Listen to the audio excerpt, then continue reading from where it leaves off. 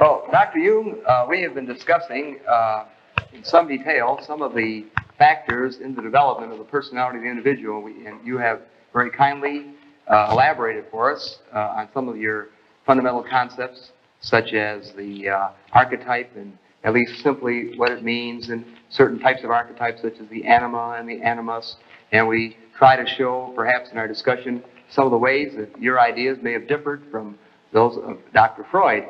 Now, another concept or idea that seems to be a very interesting one in your work, at least as I see it, is the term or concept persona. And of course, this seems to have a lot of relevance to the daily living of the individual. I wonder if you would mind telling us a little bit about how you construe this term persona. Well, this is a practical concept we need in elucidating people's relation. I noticed with my patients, particularly with people that are in public life, that they have a certain way of presenting themselves. For instance, take the doctor.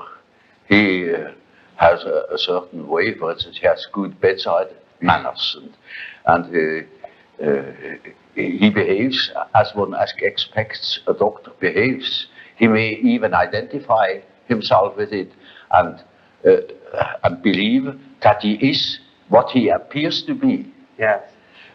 He must appear in a certain form, unless people don't believe that he is a doctor. And so when he's a professor, he's also supposed to behave in a certain way so that it is plausible that he is a professor, you know. So the persona is partially the result of the demands society has. And on the other side, it is a compromise with what one likes to be, or with what, or as one likes to appear. Say. Yes. Take, for instance, a parson.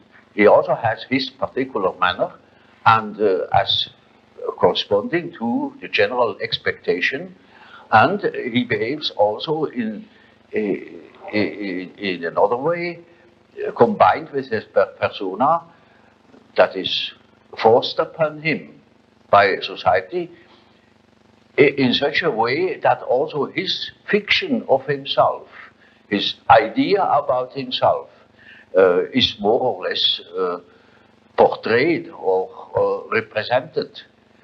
So the persona is a certain complicated system of behavior, which is partially dictated by society and partially dictated by the expectations or the wishes one nurses oneself. Yes.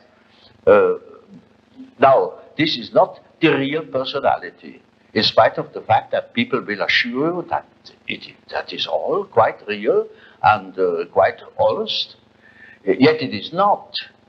Yes. Now, such a performance, or say, the performance of the persona is quite all right, as long as you know that you are not identical with the way in which you appear. Yes. But if you are unconscious of this fact, then you get into sometimes very disagreeable conflicts.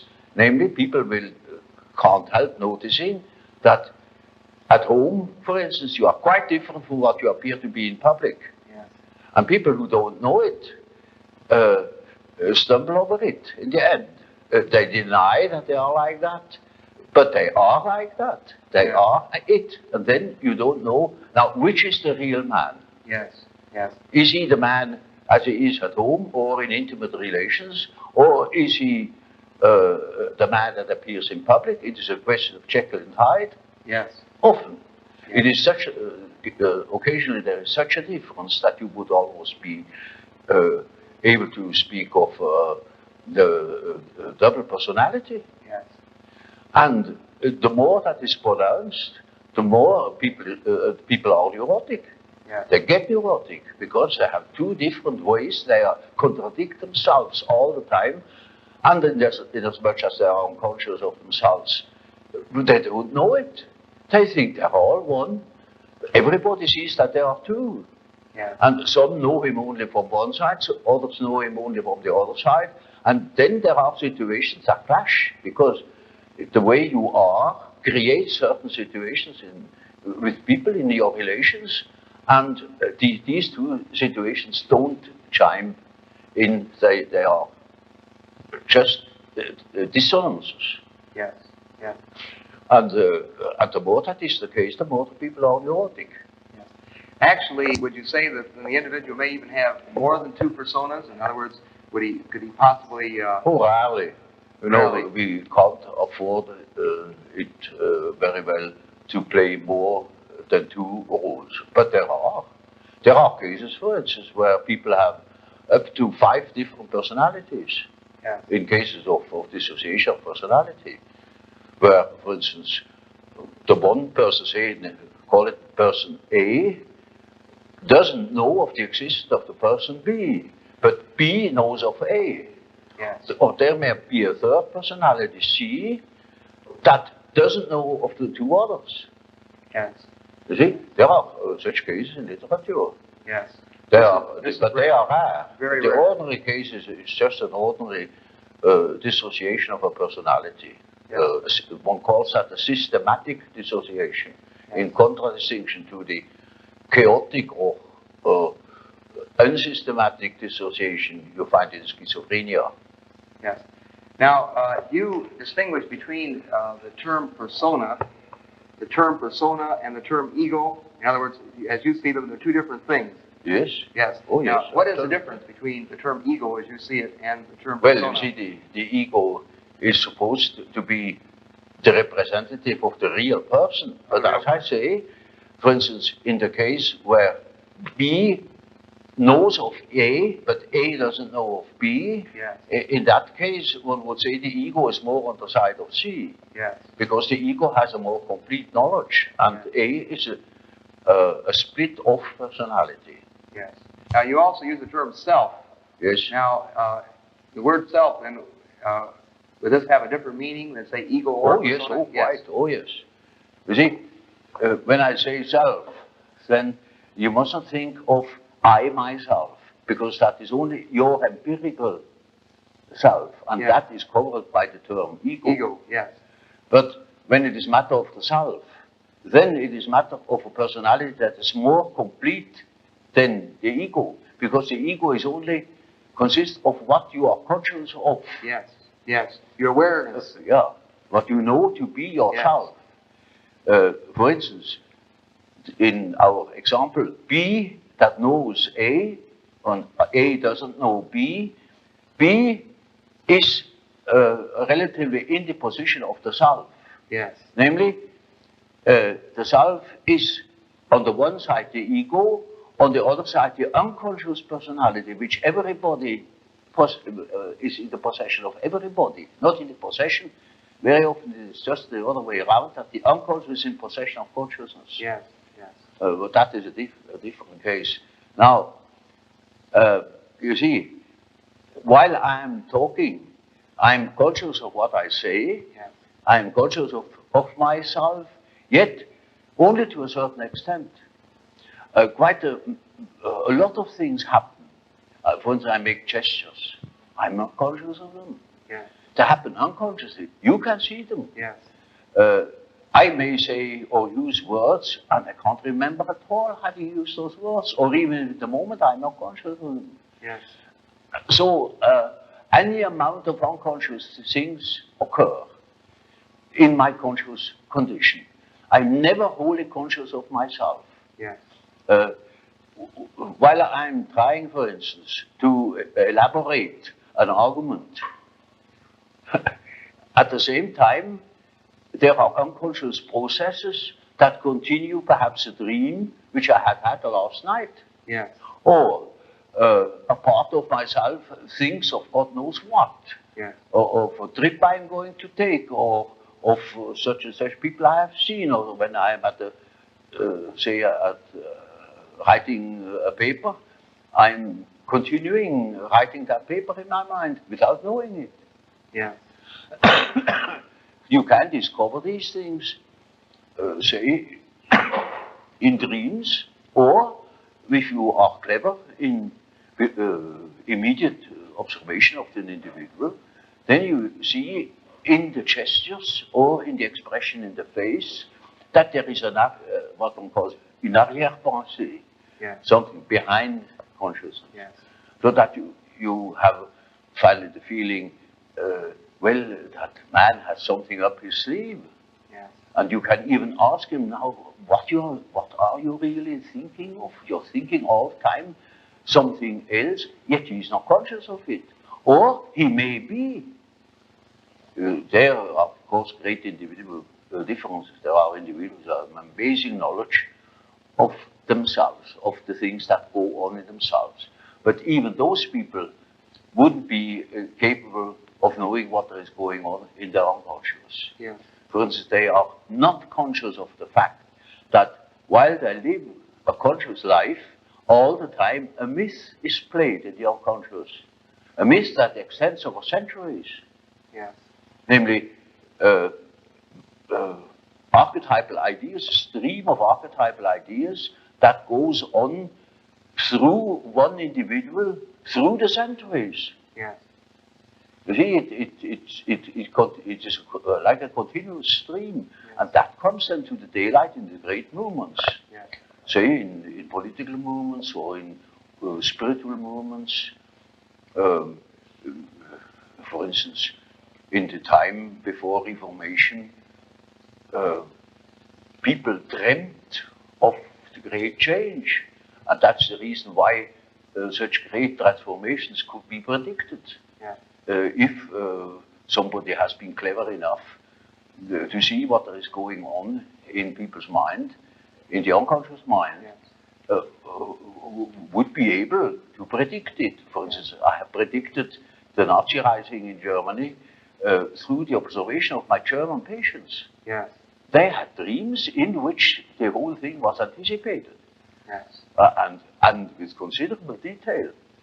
And I was already absolutely certain in the years before Hitler came, in the beginning of the, well, I could say the year 1919, I was sure that something was threatening in Germany, something very big and very catastrophic.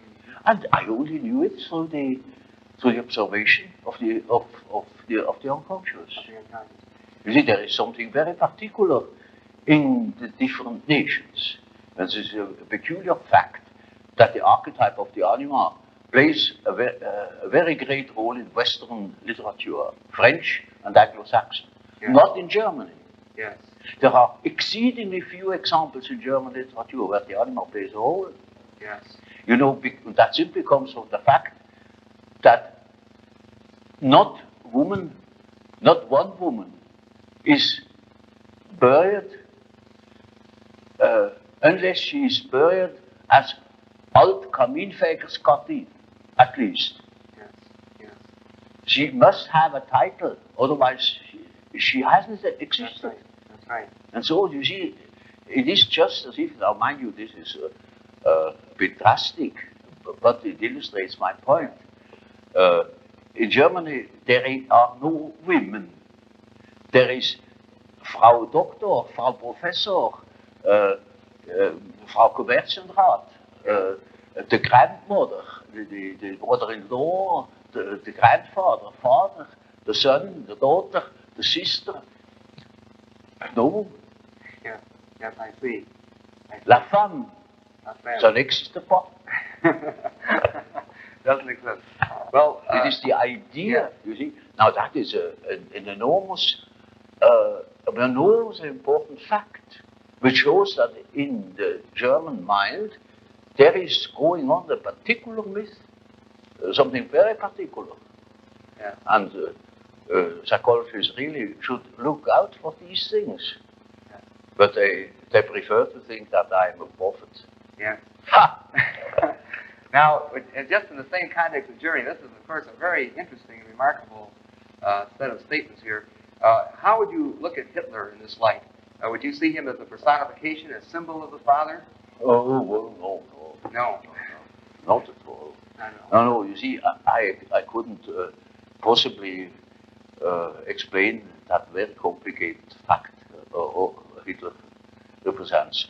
It is too complicated, you know. He is a hero figure. Yeah. And the hero figure is far more important than any fathers that have ever existed. I see.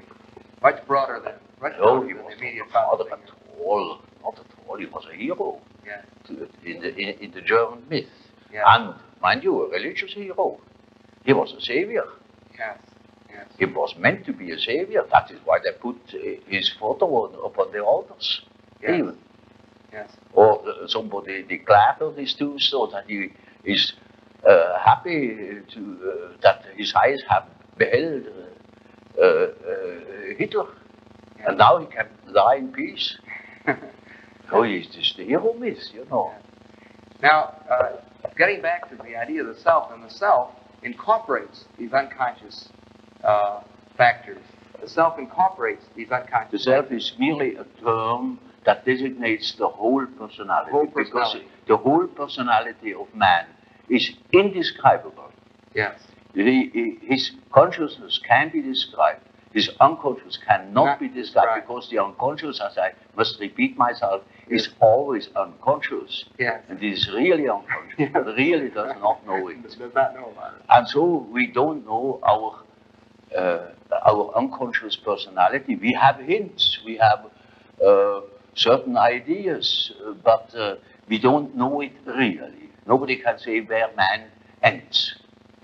That is the beauty of it, you know. Yeah. It's very interesting. The unconscious of man can reach God knows where. There we are going to make discoveries. Yes. Now, another set of ideas, which of course are very, very well known to the world, that of course you have originated, center around the terms introversion and extroversion. Yeah. And I know that you're aware of the fact that these terms have now become so widely known that the man on the street is using these terms constantly in describing his wife or his friends and so on and so forth. It's become probably the most used psychological concept by the layman that we have. Oh, like the word complex. I have invented it too. Yes, So there that's are right. association experiments. Yes, that's right. Well, you see, this is simply practical because there are certain people who definitely are more influenced by their surroundings than by their own intentions. While there are other people who are more influenced by the subjective factor. Now you see, the subjective factor, that's very characteristic, was understood by Freud as a sort of pathological autoerotism. Yes, yes. Now this is a mistake. You know, the psyche has two important conditions. The one is the environmental influence, Yes. and the other is the given fact of the psyche as it is born. The psyche is by no means tabula rasa. We are a definite mixture and combination of genes. Yes. And they are there from the very first moment of our life. And they give a definite character, even to the little child. And that is a subjective factor, looked at from the outside. Now, if you look at it from the inside, Yes. then it is just so as if you would observe the world. Yes. When you observe the world, you see people, you see houses, you see the sky, you see tangible objects. But when you observe yourself within, you see moving images, Yes. a world of images, Yes. generally known as fantasies. Fantasy. Yet these fantasies are facts. It is a fact that a man has such and such a fantasy. And it is such a tangible fact, for instance, that when a man has a certain fantasy, another man may lose his life. Yes. Or a bridge is built. Yes. These houses were all fantasies. Yes. Everything you do here, all of the houses, everything was fantasy to begin with. And fantasy has a proper reality. That is not to be forgotten. Fantasy is not nothing. It is, of course, not a tangible object, but it is a fact nevertheless. It is, say, a form of energy. Yes. Despite the fact we can't measure it. Yes. It is a manifestation of something. Yes. And that is a reality that is just a reality as, for instance, the peace treaty of Versailles or something like that. It is no more, you can't show it. Yes. But it has been a fact. Yes. Yes. And so the psychical events are facts, are realities. And when you observe the stream of images within, you observe an aspect of the world. Yes. Of the world within. Because the psyche, you know, if you understand it as a phenomenon that takes place in so-called living bodies, then it is a quality of matter. As our body consists of matter, we discovered that this matter has another aspect, namely a psychic aspect. Yes. Yes. And so it is simply the world from within, seen from within. Yes. It is just as if we were seeing into another aspect of matter. Yes. This is an idea that is not my invention. That the old Democritus already said, talked of the spiritus insertus atomis, Yes. namely the spirit that is inserted in atoms. Yes. Yes. That means psyche is a quality that appears in matter. Doesn't matter whether we understand it or not. Yes. But this is the conclusion we come to. If we draw conclusions without prejudices. Yes. And so, you see, the man who is going by the external world, by the influences of the external world, say society or perceptions, sense perceptions, thinks that he is more valid, you know, because this is valid, this is real. And the man who goes by the subjective factor is not valid because subjective factor is nothing. Yeah. No, that man is just as well based because he is bases himself upon the world from within. Yeah. And so he is quite right, even if he says, oh, this is nothing but my fantasy, you know.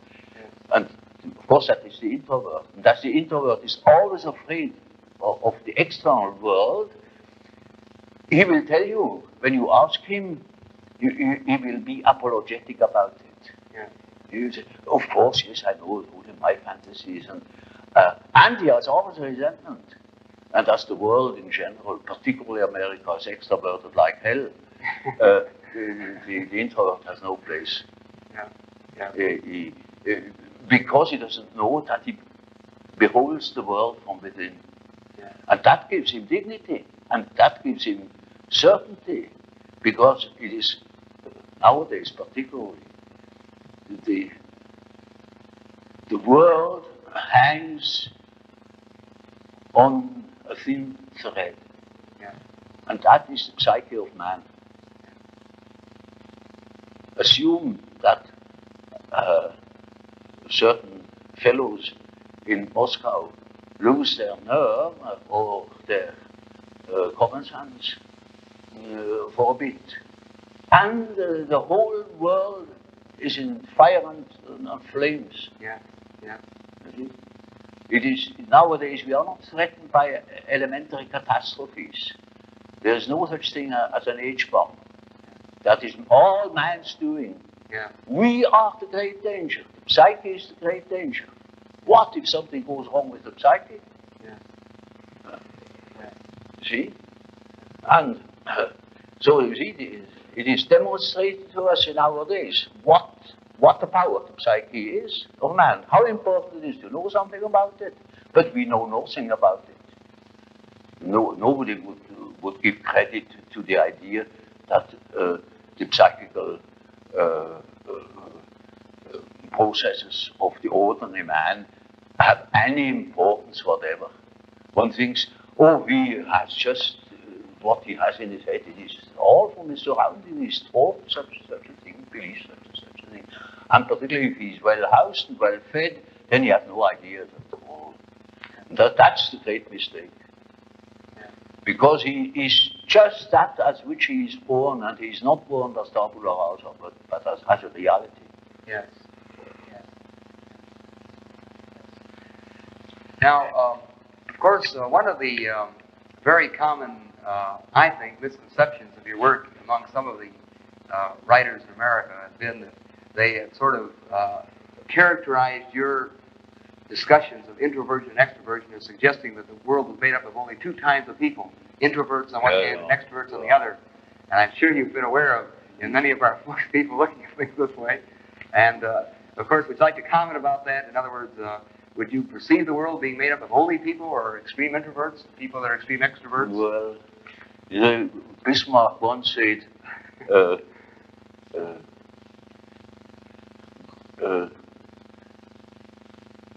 God may protect me against my friends. With my enemies, I can deal myself alone. You know how people are. They catch a word, and then everything is schematized along that word. There is no such thing as a pure extrovert or a pure introvert. Yes. Such a man would be in the lunatic asylum. Those are only terms to designate a certain penchant, a certain tendency. For instance, the tendency to be more influenced by environmental influences or more influenced by the subjective factor. That's all. Yes. And you see, there are people who are very well balanced and are just as much influenced from within as they are from without, Yes. or just as little. Yes. And so with all the finer classifications, Yes. they are only sort of point de repère, points for orientation. Certainly, then, this whole matter of extremes, introvert and extroversion, as you say, it's sort of a schematic approach to sort of hang an idea on, an approach. Yeah. But it would be, as you say, ridiculous to say You that see, people... my whole scheme of typology is merely a sort of orientation. Namely, there is such a factor as introversion, there is such a factor as extroversion. The classification of individuals means nothing at all. This is only the instrumentarium for the practical psychologist to explain, for instance, a husband to a wife or vice versa. For instance, it is very often the case, one could almost say, it is almost a rule, but I don't want to make too many rules, in order not to be schematic, that an introvert marries an extrovert for compensation, or another type marries the counter type to complement himself, for instance. Well, Dr. Jung, of course, tied in with your typology and quotation marks of introversion, extroversion, we, of course, know of your concepts of thinking, feeling, sensation, and intuition. And, of course, it would be very interesting to hear some expansion of the meaning of these particular terms as related to the introvert-extrovert dichotomy. Well, there is quite a simple explanation of these terms, and it shows at the same time how I arrived at such a typology. Namely, sensation tells you that there is something. Thinking, roughly speaking, tells you what it is. Feeling tells you whether it is agreeable or not, to be accepted or not, accepted or rejected. Yes. And intuition, now there is a difficulty. Yes. You don't know ordinarily how intuition works. So when a man has a hunch, you can't tell exactly how he got at that hunch or where that hunch comes from. It is something funny about intuition. I will tell you a little story. I had two patients the man was a sensation type, and the woman was an intuitive type. Of course, they felt attraction. And so they took a little boat and went out to the Lake of Zurich. And there were those birds that dive after fish, you know. Yeah. And then after a certain time they come up again, and you can't tell where they come up. And so they began to bid. Who first was the first to see the bird? Now, you would think that the one who observes reality very carefully, the sensation type, would of course win out. Yeah. Not at all. The woman won the bet completely. Yeah. She was beating him on all points. Yeah. Because by intuition she knew it before. I see. Now, how is that possible? Yeah. Well, sometimes, you know, you can really find out how it works by finding the intermediate links. It is a perception by intermediate links, and you only get the result of that whole chain of associations. Yeah. Sometimes you succeed in finding out, Yeah. but more often you don't. So my definition is, intuition is a perception by ways or means of the unconscious. Yes. That is as near as I can get.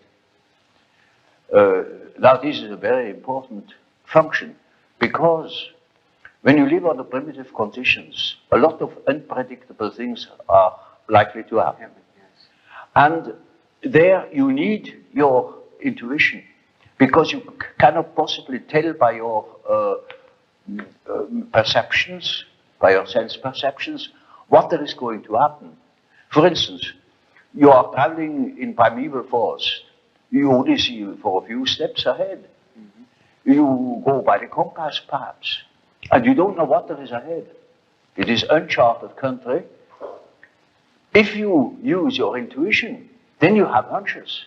And when you live under such primitive conditions, you instantly are aware of hunches. For instance, there are places that are favorable, there are places that are not favorable. You can't tell for your life what it is. Yeah. But you better follow these hunches. Yes. Because anything can happen. And, quite unforeseen things. For instance, at the end of a long day, you approach a river, and you don't know that there is a river. Yet, when you come to the river, that is quite unexpected. For miles, there is no human habitation. You cannot swim across. It's all full of crocodiles. So what? You see? Now, such an obstacle hasn't been foreseen. But it may be that you have had a hunch, that you remained in the last likely spot, and that you wait for the following day, that you can build a raft or something of the sort, or look out for possibilities. For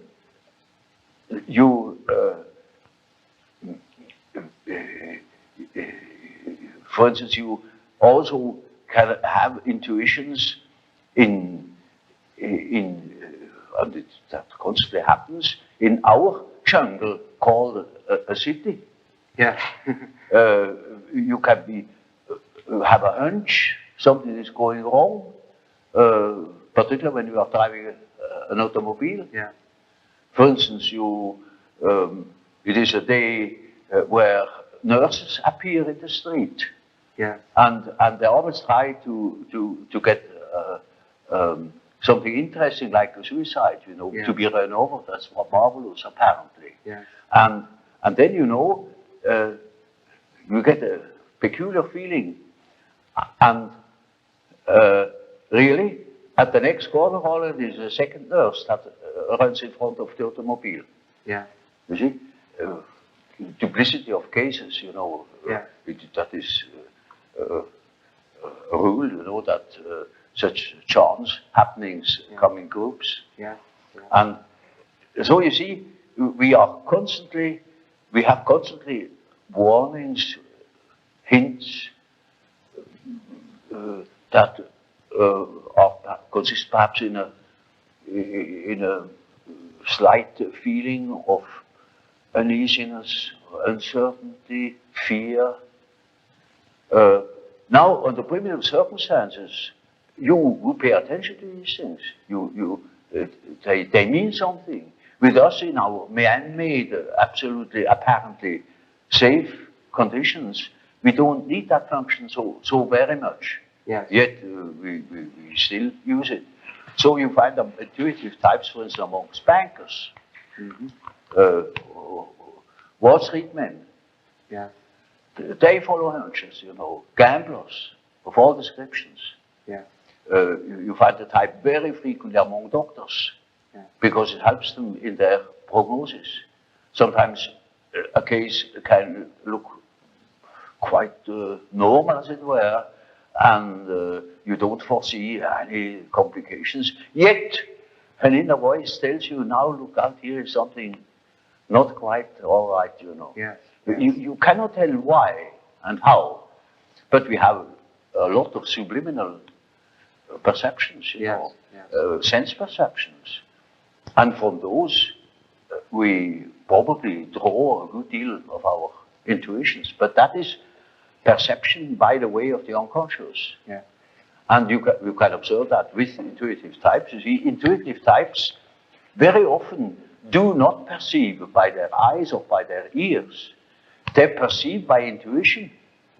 For instance, once it happened that I had a woman patient in the morning at 9 o'clock. And you see, I often smoke my pipe, and there's a certain smell of tobacco in the room, or a cigar. And so she came and said, but you begin early. I said, you call it early at 9 o'clock? She said, no, you must have seen somebody at 8 o'clock. I said, how do you know? There had been a man there that had come at 8 o'clock already. Then she said, oh, well, I just a hunch. There must have been a gentleman with you this morning. I said, but how do you know it was a gentleman? He said, oh, well, I just had the impression, the atmosphere was just like a gentleman here. Yeah. All the time, the ashtray was under her nose, and there was a half-smoked cigar. Yes. But she wouldn't notice it. Yeah. So you see, the intuitive is the type that doesn't see the stumbling block before his feet, but he's ran for 10 miles. Yes. You make a distinction between an intuitive extrovert and an intuitive introvert. Yes. All these types can be on the either extrovert or type. introverted line. For example, more specifically, what would be an example or a difference between an intuitive extrovert and an intuitive introvert? Well, you have chosen a somewhat difficult case, because one of the most difficult types is the intuitive introvert. The intuitive extrovert you find among hunters, bankers, gamblers. Yes.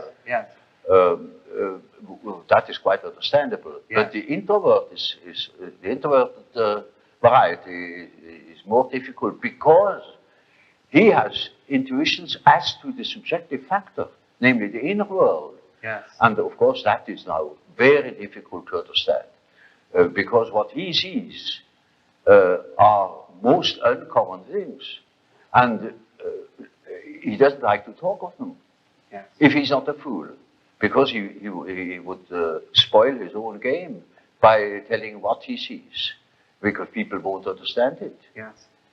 For instance, once I had a patient, a young woman, about 27 or 8, and her first words were, when I had treated her, she said, doctor, I come to you because I have a snake in my abdomen. I said, what? Yes, a snake, a black snake, coiled up right in the bottom of my abdomen. And I must have made a rather bewildered face at her. And she said, you know, I don't mean it literally, but I should say it was a snake. It was a snake.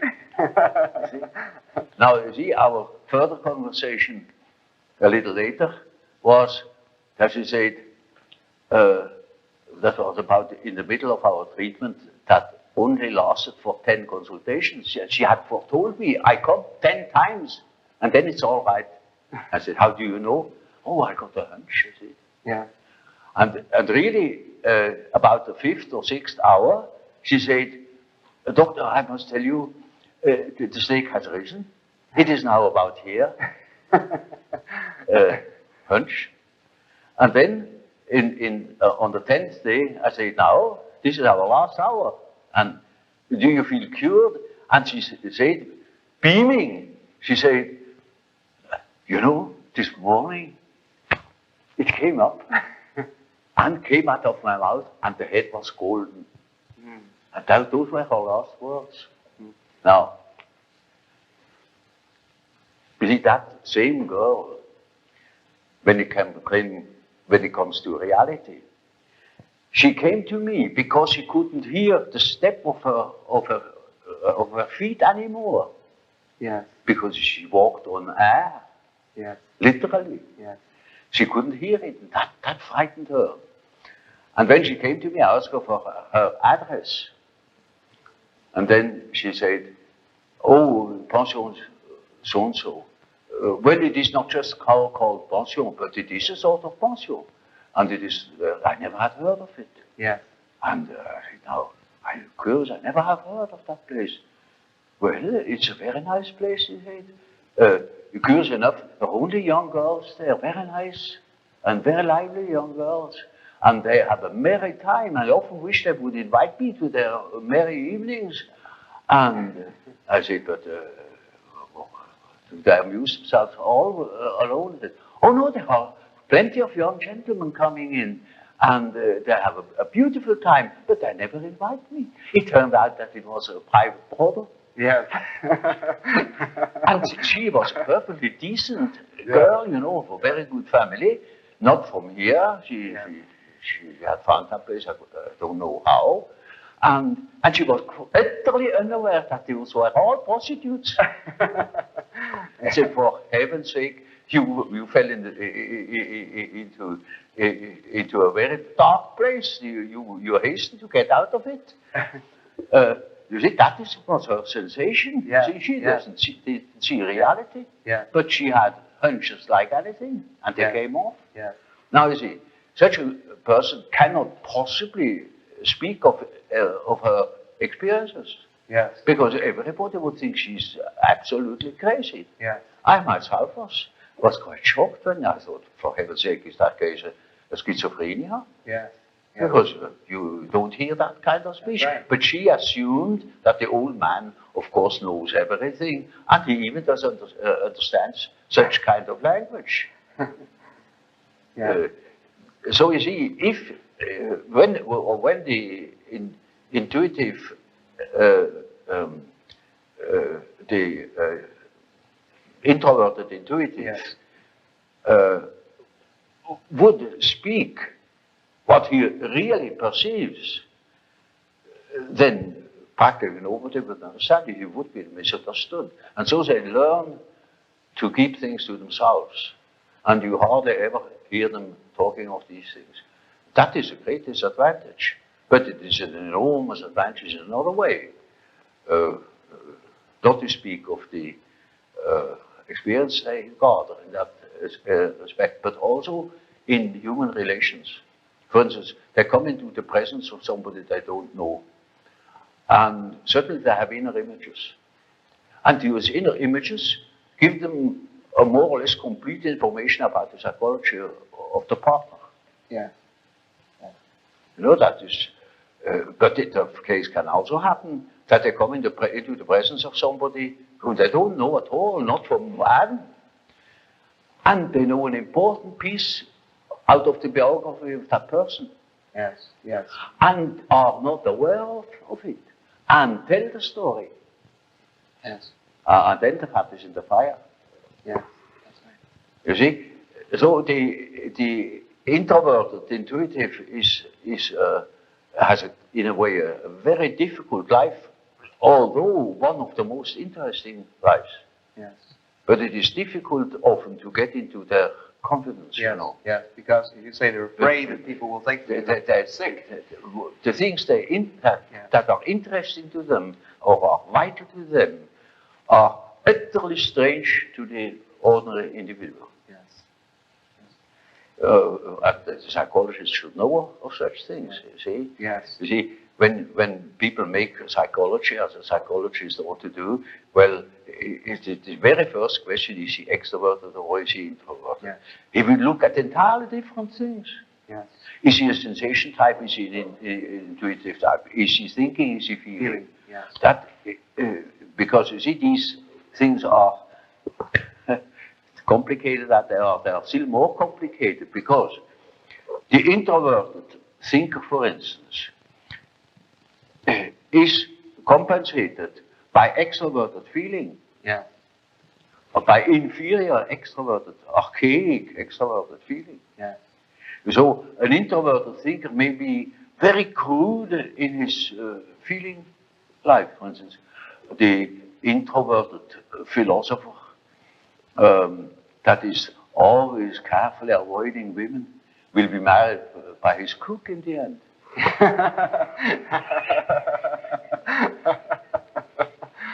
Yeah. Now, then, in other words, then we can take your introvert, extrovert categories and, in a sense, go through describing a sensation introvert type, sensation extrovert type, thinking introvert type, thinking extrovert type, and so on. In each case, it stems from really not real categories, but simply, as you say, an approach, something to sort of help us study, a model. It is just a sort of a skeleton to which you have to add the flesh, or say it is a country mapped out, by triangulation points, and that doesn't mean the country consists of triangulation points. Yeah. That is only in order to have an idea of the distances. Yes. And so it is a means to an end. It only makes sense, such a scheme, when you deal with practical cases. Of course, you're familiar with the work of Dr. J.B. Ryan at Duke University. Yes. And, of course, some of his work in extrasensory perception and clairvoyance, as he calls it, mental telepathy, and so on and so forth. Some of the descriptions in his work sound quite a bit at times like intuitive function operating. And in terms of your knowledge of this work, would you say that a person who has clairvoyance, in a sense, would then be an intuitive type? A person who, in his experiment, is more likely to... That's quite probable. Or it can be a sensation type, say an extroverted sensation type that is very much influenced by the unconscious. I see. Because he has introverted intuition in his unconscious. I see. You see, there are two groups, you see, the rational group and the irrational group. The rational group is thinking and feeling, because the ideal thinking is a rational result. That's right. Feeling also a rational result, rational values. Yes. That is differentiated feeling. Whereas sensation must needs be irrational, because it may not prejudice facts. Yeah. You see? Yeah. It shall not prejudice facts. The real ideal perception is that you have an accurate perception of the things as they are, without addition or corrections. Yeah. On the other side, the intuition does not look at the things as they are. That is prison, that is anathema to the intuition. Yes. It looks, ever so shortly at the things as they are, and makes off into an unconscious process, at the end of which we have seen something nobody else would have seen. Yes. You see. Now, so we see these people who yield the best results are always those people where introverted or introverted intuition comes in. Yes. But you see, that is a side aspect of it. It's not interesting. Yes. There the question is another question far more interesting, namely that the terms they use, Ryan himself uses them, Yes. recognition, Pre-recognition, telepathy, yes. etc. They mean nothing at all. Yes. They're words. But he thinks he has said something when he says telepathy. Yes. That's nothing. In other words, the word itself is not a description of the process. That's what you're saying. Description. Yes. It means nothing. It means nothing at all. Yes. Now, of course, a lot of the things that you're describing, I think often scientists will say, well, this is due to chance occurrences, chance factors. And Ryan, in his own work, used statistical methods. We find this happening more often than would be expected by chance. Well, you see, he proves that it is more than chance. Yes. It is statistically graspable. Yes. And that is the important point. Yes. And that hasn't been contradicted. Yes. You see, there was such a poor sap who, that happened in England. That man said, "Oh, Ryan, oh, that's nothing but guesswork." Exactly. Yes. That is it. It is guessing. Yeah. What you call guessing, a hunch is guessing. Yeah. A bit of definite guess. A definite guess, you know, is a hunch, you know. Yeah. Just that. Yeah. But that means nothing. Yeah. You see, the point is that it is more than merely probable. Yeah. It is not. It is beyond chance, and that is the great problem. But you know, people hate such problems. They can't deal with. Yes. They're not concrete. They're not in front of them. They can't deal with it. Yes. Even Ryan doesn't understand my argument in that respect, because it is a relativation. Now I'm going to say something which in these sacred rooms is anathema. a relativation of time and space through the psyche. That's the fact. And that is what Ryan has made evident. Yeah. Now swallow that. Well, that's difficult. Yeah. Well, may I go a little further and for some of your recent work, which is indeed very profound, and it is not too well known to many of our students as yet. Of course not. And of course, this nobody reads these things. Only the general public. And because my books are at least sold. I'm referring now to the concept of synchronicity, which you have discussed, and which would have some relevance at this point in our discussion. Would you care to comment a little bit on this concept? That is awfully complicated. One wouldn't know where to begin. Of course, it is this kind of thinking has been started long ago, and when Ryan brought out these results, I thought now we have at least a more or less dependable basis to argue on, you know. But the argument was not understood at all, because it's really very, very difficult. You know, there are plenty of facts in the observation of the unconscious where you come across cases of a very peculiar kind of parallel events. Namely, that, say, I have a certain thought or a certain definite subject is occupying my attention, or my interest. At the same time, something else, quite independently, happens that portrays just that thought. Yes. Now, this is utter nonsense, you know, looked at from a causal point of view. That it is not nonsense is made evident by the results of Ryan's experiments. There is a probability, it is something more than chance, that such a case occurs. Now I never made statistical experiments to except one in the way of Ryan. I have made one for another purpose. But I have come across quite a number of cases where it was most astounding to find that two causal chains happened at the same time, but independent upon each other, so that you could say they have nothing to do with each other. Yeah. Of course, it's quite clear. For instance, just so I speak of a red car, and at that moment a red car comes here, you see. Yes. Now, I hadn't seen it. It was impossible because it was behind the building. In this moment, the red car appears.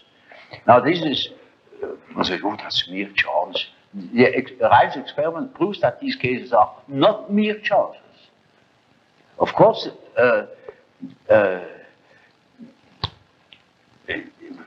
many of these things are occurrences where we cannot apply such an argument, otherwise we would be superstitious. We can't say, now this car has appeared because here was, some remarks have been made about the red car. Yes. It's not cause and effect. Oh, this is a miracle that the red car appears. It is not, it is chance, just chance. But these chances happen more often than chance allows. Yes. And that shows that there is something behind it. Yeah. So you see, Ryan has a whole institute and with many co-workers. Yes. And has the means. We have no means here, you know, and I had no means to make such experiments. Otherwise, I probably would have done them. But it just was physically impossible. So I had to content myself with the observation of facts. I began an examination of the human attitudes, namely how our consciousness functions. I couldn't help seeing, for instance, the difference between Freud and Adler. Typical difference. The one assumes that things evolve along the line of the sex instinct. The other assumes that things evolve along the line of power drive. And there I was in between the two, but I could see the justification of Freud's view. I could also see the same for Adler. And I knew that there are plenty of other ways in which things could be envisaged. And so I considered my scientific duty to examine first the condition of the human consciousness that is the originator of ways of envisaging. It is the factor that produces attitudes, conscious attitudes towards certain phenomena. So when you know, for instance, that there are people who see the difference between red and green, you can take it for a fact that everybody sees that difference. Not at all. There are cases of totemism. And so on, you know.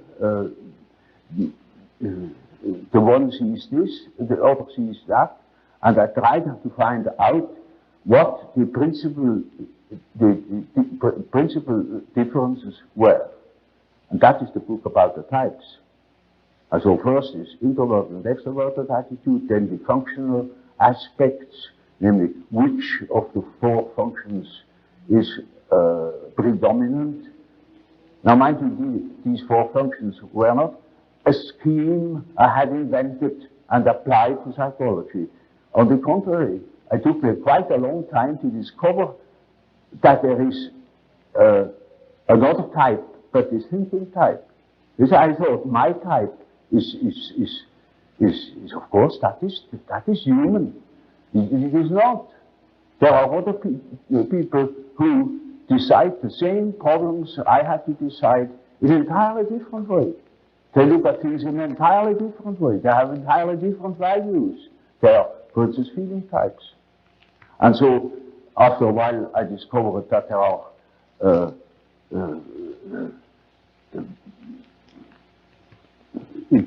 intuitive types. They gave me much trouble. It took me over a year to become somewhat clear about the existence of intuitive types. And the last and the most unexpected was the sensation type. And only later on I saw that those are naturally the four aspects of conscious orientation.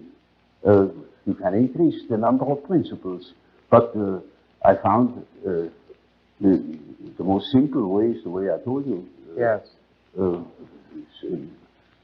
As the division by four is a simple and actual division of a circle. I didn't know the symbolism of this particular classification. Only when I studied the archetypes, I became aware that this is a very important archetype that has played an enormous role.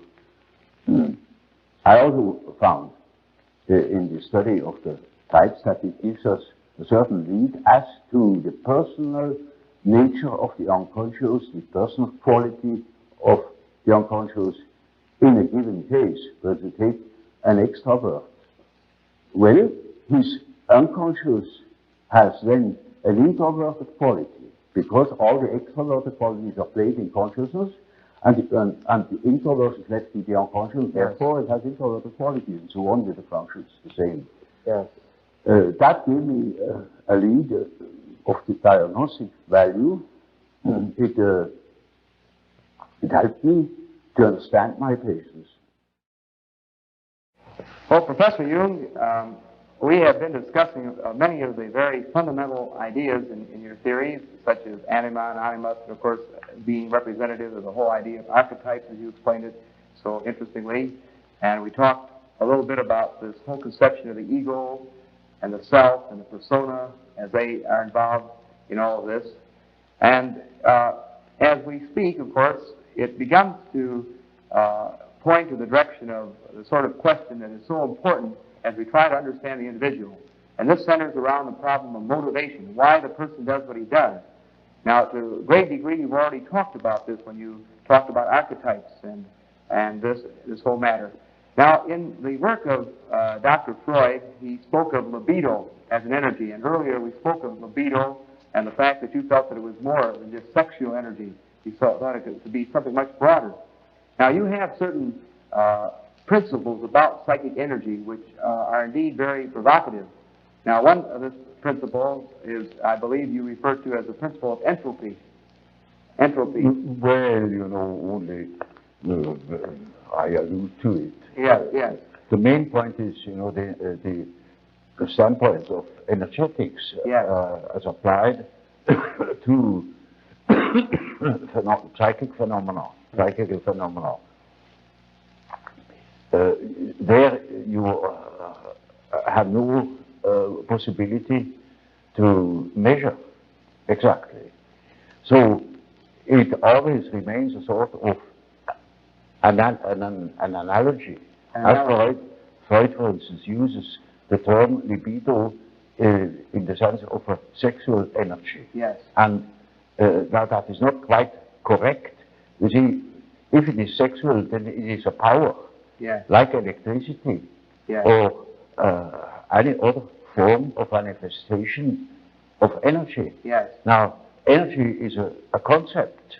Yes. Energy is a concept by which you try to express the analogies of all power manifestations, namely that they have a certain quantity, a certain intensity, and that there is a flow in one direction, namely to the ultimate suspension of the opposites. For instance, I see. High height, a lake on a mountain, Yeah. flows down until all the water is down, you know, and then it is finished. Yes.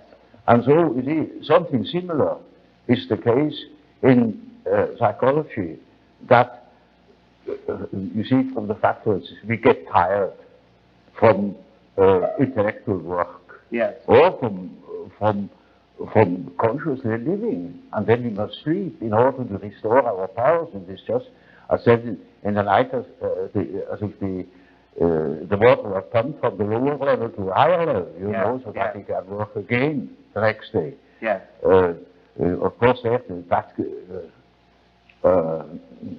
that simile is linking too. Yes. So it is only in an analogous way that we use the term energy. Yes. And I used it because I wanted to express the fact that the power manifestation of sexuality is not the only power manifestation, because you have another drive, say the drive to conquer, or to drive to aggression, or something of the sort. Yes. Or there are many forms, you see. For instance, take animals, the way they are building their nest, the urge of the traveling bird, you know, that migrates. Now, all they are driven by a sort of energy manifestation. I see. And you see, the meaning of the word sexuality would be entirely gone if everything is that. So Freud himself saw that this is not applicable everywhere, and later on he corrected himself by assuming that there are also ego drives. Ego drives, yes. You see, now that is something else. Yes. That's another manifestation. Now, in order not to presume or to prejudice things, I speak simply of energy. An energy. It is a quantity of energy that can manifest via sexuality or via any other instinct. Any other type of drive, You yes. see. Yes. And that is the main feature, not the existence of one single power. I see. Because that is not warrantable. Yes. Now, another thing about motivation, or the condition which arouse and direct and sustain the individual, there seems to be two views that we find in much of our psychology in America today. Now, one is might be called an historical view, where we try to look in the history and development of the individual for answers to why he is doing certain things at the moment. Yes. Then we have another view, which was postulated and discussed by Dr. Kurt Lewin, Dr. Kurt Lewin, which is sort of a field theory. He thinks that the history, the past, is not important motivation, but all conditions which affect the individual at that moment. We can predict behavior by knowing all the conditions of that moment, and we don't have to go back to the past to understand why the person does what he does. Now, would you think that this present field idea of Dr. Lewin has any virtue? Does it make any sense? Obviously, you see, I always insist that even chronic neurosis has its true cause in the moment. In the moment. Now. The neurosis is made every day by the wrong attitude the individual has. But that wrong attitude is a historical fact that needs to be explained historically by things that have happened in the past. But that is one-sided too, because the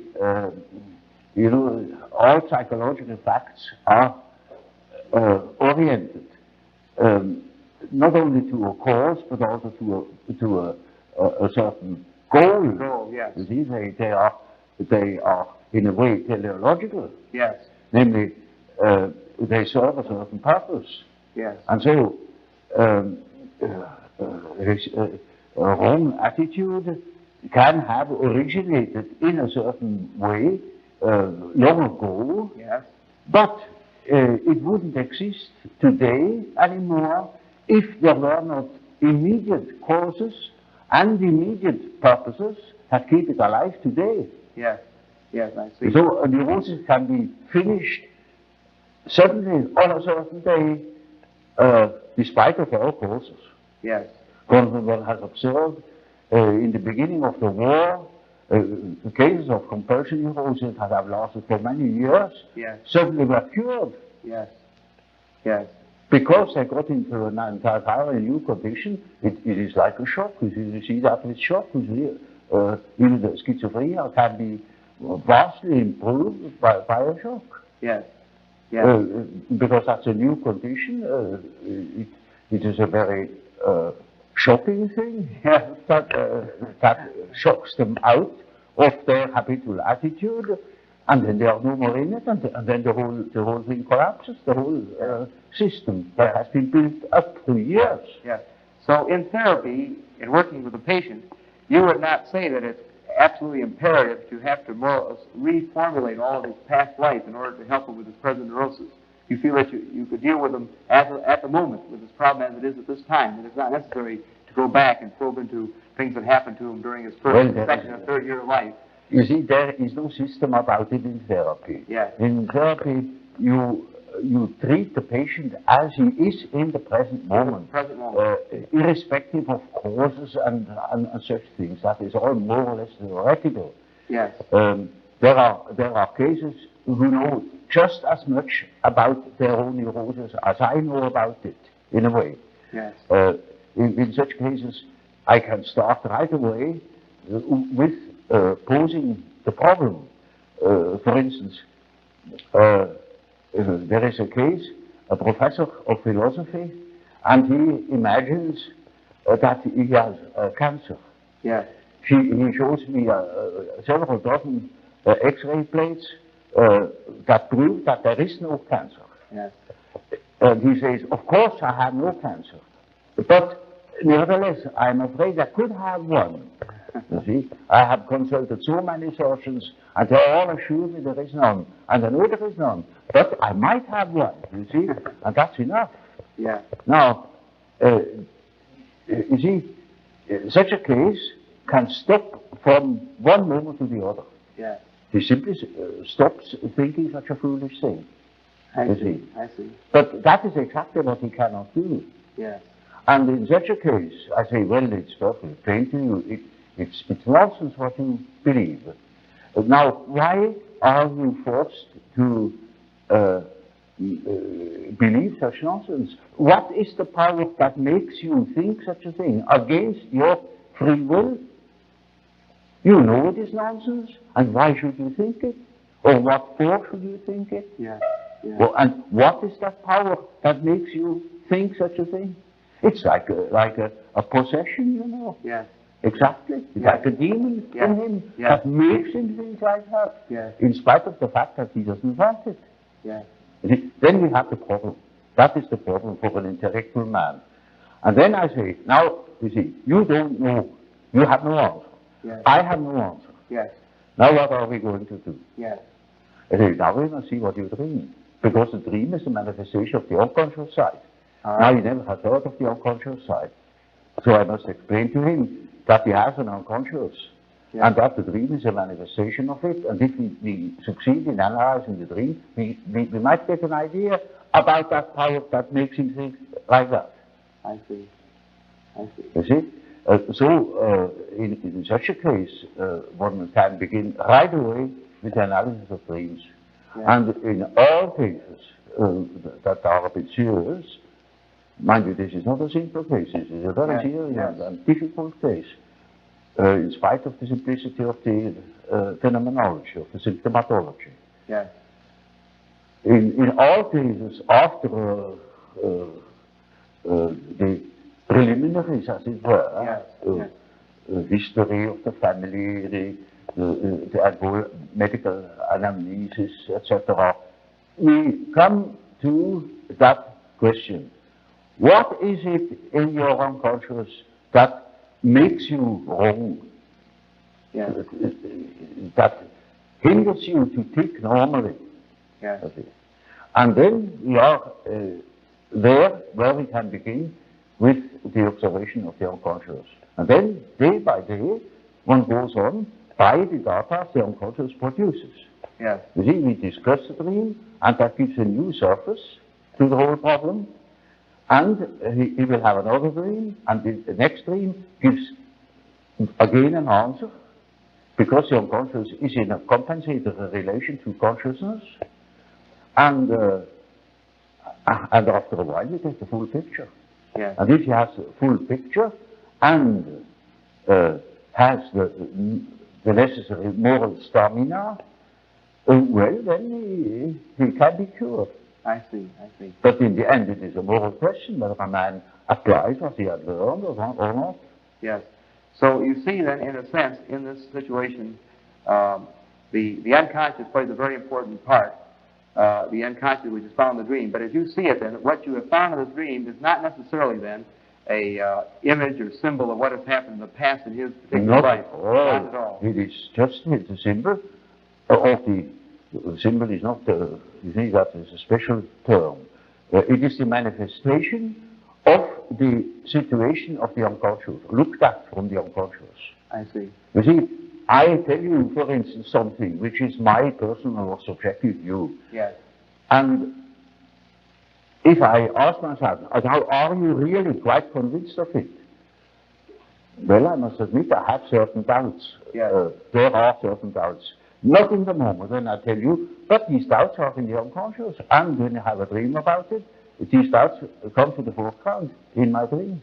Yes. And that is the way the unconscious looks at the thing. Yes, yes. It is just so as if the unconscious will say, oh yes, that's all very well what you are stating, but you omit entirely such and such a point. Yes, yes. Now, if the unconscious acts on the present situation, now looking at this thing in motivational, broad motivational terms, now this effect of the unconscious is not something which is the result of repression in the same way the orthodox psychoanalyst looks at it at all, then, as you No, say. it may be, you know, that what the unconscious has to say is so disagreeable that one prefers not to listen. Yes. And in most cases, people would be probably less neurotic if they could admit the things. Because these things are always a bit difficult or disagreeable or inconvenient or something of the sort. So there is always a certain amount of repression. But that is not the main thing. Not the main thing is that they are really unconscious. Yes. And you see, if you are unconscious about certain things that ought to be conscious, then you are dissociated. I see. And then you are a man whose left hand never knows what the right is doing. Yes. And counteracts or interferes with the right hand. Yes. Now such a man is hampered all over the place. Yes, yes. Now, looking at the unconscious in this way, of course, this is as you say, it's unconscious. How can we know about it? Yeah. But trying to, just for that moment, as an illustration, would a particular individual, we might say, who has been brought up in a culture such as the culture of India, a particular individual in India, if we could examine his unconscious, would it be, in many respects, say, similar to the unconscious of a particular individual who was, say, lived in Switzerland all of his life? In other words, you spoke earlier about these universals. Yes. Would there be a great deal of equivalence between the unconscious of a particular individual who's been raised in one culture and another individual who was raised in an entirely different culture? Yes. Well, you see, that question is also complicated, because when we speak of the unconscious, we almost should say, which unconscious? Namely, is it that personal unconsciousness which is characteristic for a certain person, for a certain individual? Yes, so that you have the personal unconscious. This is one Yes, that is unconscious. a personal unconscious. And you call it the personal. And in treatment, for instance, in the treatment of neurosis, you have to do with that personal unconscious for quite a while. And then only dreams come that show that the collective unconscious is touched upon. Yeah. Now, as long as there is material for personal nature, Yes. you have to deal with the personal unconscious. Yes. But when you get to, say, to a question, to a problem, which is no more merely personal, but also collective, you get collective dreams. Yes. Now, the distinction then between the personal unconscious and the collective unconscious then is that the personal is could be more involved with the immediate life of the individual, Yes. and the collective would be universal, would Yes. be the same, No. have elements of all men. It will be collective. Collective, in the sense. For instance, you know, every society has collective problems, Yes. collective convictions, and so on. Yes. Now, we are very much influenced by them. Yes. For instance, you belong to a certain political party or Yes. to a certain confession. Yes. And that can be a serious determinant of your behavior. Yes. Now, as long as your personal conflict doesn't touch upon it, it's no question, it doesn't appear. But the moment Yes. you transcend your personal sphere and come to your unpersonal determinants, say to the question, a political question, Yes. or any other social question, which really matters to you, Yes. then you are confronted with a collective problem, and then you have collective dreams. Yes. I wonder if it would be too presumptuous of me to ask if you could, for the moment, think of an actual case of perhaps a patient or a friend in which you might show us rather specifically how the personal and the collective unconscious were acting in, say, his neurosis or perhaps in a problem that he may have Well, had at the you moment. see, there is an enormous amount of personal dreams, for instance, and I couldn't possibly tell you just a moment. Yeah. Simply for embarras de richesse, Yeah.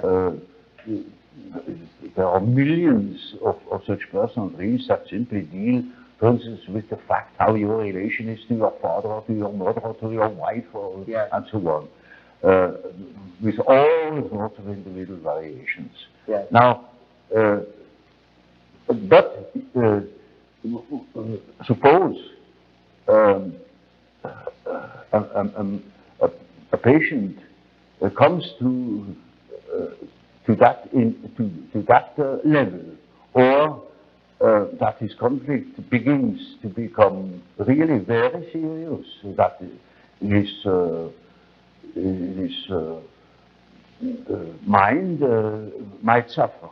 Yes. Then he can have a collective dream, Yes. in which clearly mythological motives appear. I see. There are plenty of examples in literature. All right. The book, you know, an introduction to the psychologist of the unconscious, Yeah. there are such dreams. Yes. And that can be, I remember, for instance, a case, was a very learned man and very rational. Yes. And he had, of course, a lot of personal problems. And but they got so bad that he got into very disagreeable relations to his whole surroundings. Yes. He was, for instance, a member of a society, and he got into a brawl with the people of that society, you know. Yes. And it was very quite shocking. Yes. Now, he started with collective dreams. Yes. Suddenly he dreamt of things he had never thought of in his life before. Yes. Mythological motives, and he thought he was crazy Yes. because he couldn't understand it at all. It was just as if the whole world was transformed. Now that is what you see in cases of schizophrenia. Yes. In that case, it was not a case of schizophrenia. As examples, you can take any of these collective dreams I published. Yes. There are plenty. For the moment, I cannot remember a suitable example. You know, to make it clear I should tell a long story. All right. And then you see where it applies, otherwise it makes no sense, and then something short. Well, I told you that case of that intuitive girl. Yes, yes. Who suddenly came out with the statement that she had a black snake in Yes, the belly. yes, yes. Well, now, that is a collective symbol. Yes. That yes. is not an individual fantasy. That is a collective fantasy. A collective, yes. That I is see. well known in India. Yes. For instance, she has nothing to do with India, but we have it too. It was generally human. Yes. But it's entirely unknown. So that I even in the first moment thought, perhaps she's crazy. Yes. But she was only highly intuitive. Yes. It is in India known. It is the basis of a whole philosophical system of Tantrism. Yes. This is Kundalini. The Yes. Kundalini serpent. I see. You see? And that is something known to some few specialists. Yes. Generally, it's not known that we have a serpent in the abdomen. Yeah. Yes. But that is a collective, you see? Yeah, That is a yeah, collective yeah. dream Yeah. or a collective fantasy. Yeah. Now, in day-to-day living, the individual, is it possible that things that trouble him and cause tension, that he represses? Now, these things that he represses will become part of the personal unconscious. Yes, yes, part of the yes. personal unconscious. Yes, you see, Yes. he doesn't repress consciously always. Yes. These things disappear, Yes. simply. They disappear, and Freud explains that by an act of repression. Yes. But you can prove that these things never have been conscious before. Yes. Yes. They simply don't appear. I see. And you don't know why they don't appear. Of course, après le coup, you can say, when it comes up, you can say, that is why they didn't appear, because they were disagreeable or incompatible with his conscious views, with his conscious attitude. I see. But that is afterwards. You couldn't predict it. Yes. Yes. Yes. So you see, these things that have an emotional tone, Yes. they are partially autonomous. Yes. So that they can appear, or the contrary, they do not appear. Yes. They can disappear at wish, not of the subject, but of their own. Yes. Or you also can repress them. Yes. But it is so the same with projections. For instance, people say one makes projections. Yes. It's nonsense. One doesn't make them. One finds them. Yes. That are already there, because the unconscious is here not conscious, but there it is conscious. Yes. In my brother, Yes. I see the beam of my eye as a splinter in my brother's eye. I see. You see? I see. I see. And that is right there, because I am unconscious of the beam in my eye. I see. I see. You see, the projections are not made, and so these disappearances or these so-called repressions are just like projections. They, instead of being projected into somebody or into something outside, they are introjected. They are already unconscious. Already unconscious. I see. But you are not the one that is doing it. I see. There are cases, sure, but I should say the majority of cases are no repressions. Yes. That was my first point of litigation with Freud. Yes. Yes. I saw in the association experiment that certain complexes are quite certainly not repressed. They simply won't appear. Yes. Yes. Yes. Because you see, the unconscious is real. Yes. It is an entity. It works by itself. It is autonomous. Yes, I see. So, in a sense, in looking at the so-called defense mechanisms that the orthodox psychoanalysts speak of, like projection, rationalization, and so on and so forth, then, in a sense, where you would differ from the orthodox psychoanalytic view, you would not say then that they are a repressed type of way of defending a manner in which the ego is being defended, but rather you would say that they were already there. Yes. They're simply manifestations of patterns that are already Yeah. present in the unconscious. Yes, for instance, take that example of that serpent. That never has been repressed, you know, otherwise it should have been conscious to her. It was exactly unconscious to her. Yes. And it only appeared in her fantasy. Yes, yes, I see. It appeared spontaneously. Yes, She didn't know how she came to it. Yeah. She said, well, I just saw it. yes. Now, some of the Orthodox psychoanalysts might have said that this was a phallic symbol. Oh, yes. Yes. Oh, but you can say anything. Yes. You know, you can say a church spire is a phallic symbol. Yes. But when you dream of a penis, what is that? Yes. You know what an analyst said? Yes. One of the Orthodox, Yeah. the old guard. Yes. He said, in this case, the sensor has not functioned. Yes. Yes. Now, we call that a scientific explanation. Well, Professor Jung, in our several interesting discussions so far, a great deal of our talk has been some of the very fundamental aspects of your theories and writing, and of course, purpose and getting some of your reactions to these fundamental ideas so that our students, many of whom have not had an opportunity to study a great deal of your work, might sort of be introduced to some of your ideas from you personally, which of course is probably the best way they possibly could be. Now, as one looks over your work, one is impressed with a much broader scope, of course, and just the beginning fundamental outline of a theory of personality. Well, of course,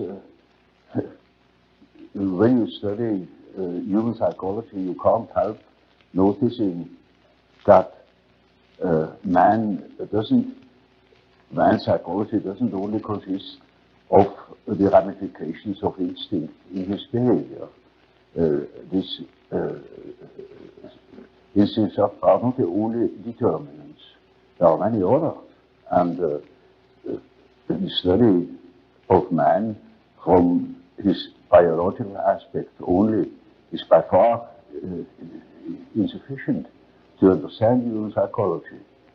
It is absolutely necessary that you study man also in his social and general environments. Yes. And so you have to consider, for instance, the fact that there are different kinds of society, different kinds of nations, different traditions, and to that purpose it is absolutely necessary that one treats the problem of the human psyche from many standpoints, and each is a most considerable task, naturally. Thus, when I,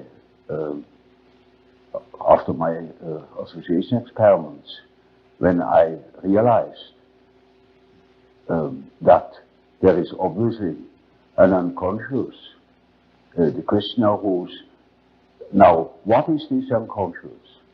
Does it consist merely of rests, of remnants, of conscious activities, or are there things that are practically forever unconscious? In other words, is the unconscious a factor in itself? And I soon came to the conclusion that the unconscious must be a factor in itself, because I observed time and again that, for instance, people's dreams or schizophrenic patients' delusions, fantasies, contain the motives which they couldn't possibly have acquired in our surroundings. This depends upon the fact that the child is not born tabula rasa, but it is a definite mixture of or combination of genes. And the gene, although the genes seem to contain chiefly dynamic factors, arrangeur of a certain behavior, they have a tremendous importance also for the arrangement of the psyche. The psyche too, in as much as it appears naturally. Before it appears, you cannot study it, but in as much as it appears, it has certain qualities, it has a certain character, and that needs must depend upon the elements born in the child. So, factors determining human behavior are born with the child and determine its further development. Now that is one side of the picture. The other side of the picture is the individual lives in connection with others in certain definite surroundings that will influence the given combination of qualities. And that is now also a very complicated factor, because the environmental influences are not merely personal. There are any amount of objective factors, the general social conditions, laws, convictions, ways of looking at things, of dealing with things. Now, these things are not of an arbitrary character. They are historical. There are historical reasons why things are as they are. And as there are historical reasons for the qualities of the psyche that is born, there is such a thing as the history of man's evolution in the past years. And that shows that a real understanding of the psyche must consist in the elucidation of the history of the human race, history of the mind, for instance, as of the biological, exactly as the biological data. So when I wrote my first book concerning the psychology of the unconscious, I already had formed a certain idea of the nature of the unconscious. To me, it was then a living remnant of the original history of man, living in his surroundings. A very complicated picture. Of course, you brought up many very interesting and provocative ideas here, as you have, of course, in your many thousands of pages of writing and written work. And, of course, running through all your work, there are many of these ideas in the personal unconscious, the race unconscious, the self, the ego, the persona, the energy principles, such as we mentioned, entropy and equivalence and so on, in a sense, the first and second law of thermodynamics, I believe, as you suggest or allude to. And now, in trying to look at the whole person, of course, one is struck that you are trying hard to look at the whole person, that you don't want to look at these little parts of this person, but feel there's sort of a total future realization of the whole that may be very important. That you talk, for example, about a process of individuation, how this whole person emerges, if I'm not mistaken. Would you like to comment a little bit upon this process of individuation, this process, how all these factors move toward a whole, a totality? Well, you know, that's something quite simple. Take an acorn. Yes. Put it into the ground, it grows, and it becomes an oak. Yes. You see, that is man. Yes. Man develops from an egg Yes. and develops into the whole man. Yes. And that is the law that is in him. Well, when you spoke with Dr. Einstein in your early discussions, Yeah. you were saying earlier that he more or less tried out some of his ideas on you. Yeah. Did you ever bring to him the possibility or ask his opinion about the possibility that relativity might apply to psychic function? Did you ever discuss that particular point? Well, you see, you know how it is. When a man is so concentrated upon his own idea, Yes. And when he is a mathematician, Yeah. on top of everything, Yeah. then you are not welcome.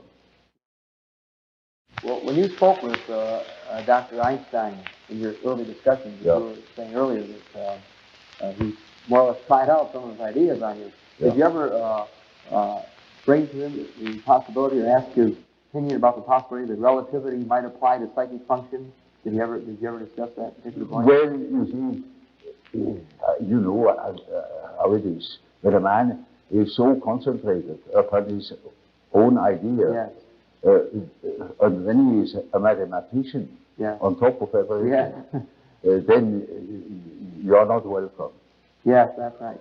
What year was it that you were friends with Einstein? When? Well, I wouldn't call myself a friend. I was simply the host. No. What year was it? And I tried to listen and to understand. And so there was little chance to insert some of my own ideas. Yes.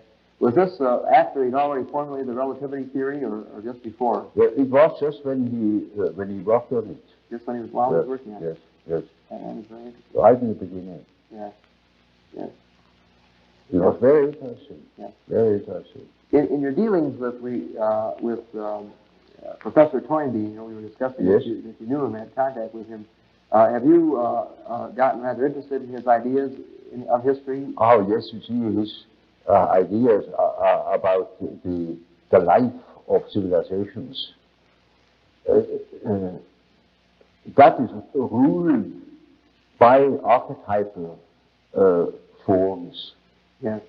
And Toynbee has seen that what I mean by the historical function of archetypal developments. I see. See, that is a mighty important determinant of human behavior. Yes. That lasts for centuries or for thousands of years. Yes. And expresses itself in symbols. Yes. Yes.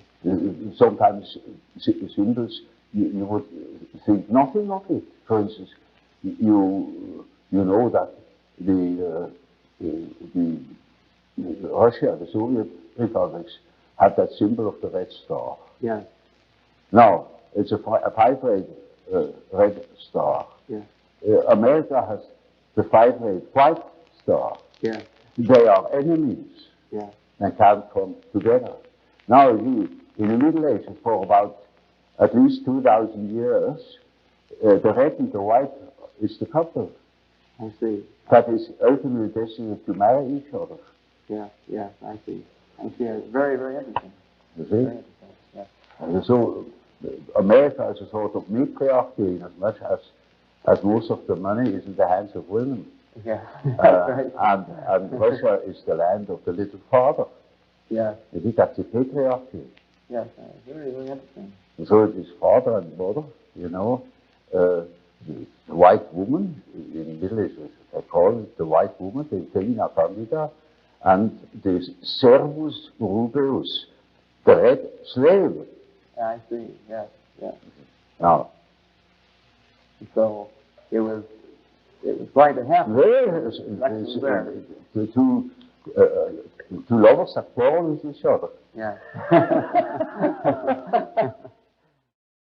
I was about to ask you a little bit about what seems to be a very fundamental part of your writing and your ideas, and it's encased in the term mandala.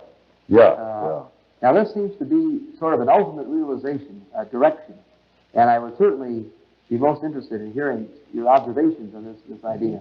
Well, mandala is just one typical archetypal form. Yes. It is what they call in alchemy the quadratura circuli, Yes. the square in the circle, Yes. or the circle in the square. Yes. And it is an age-old symbol. Yes. That goes right back in the prehistory of man, Yes. and is all over the earth. Yes.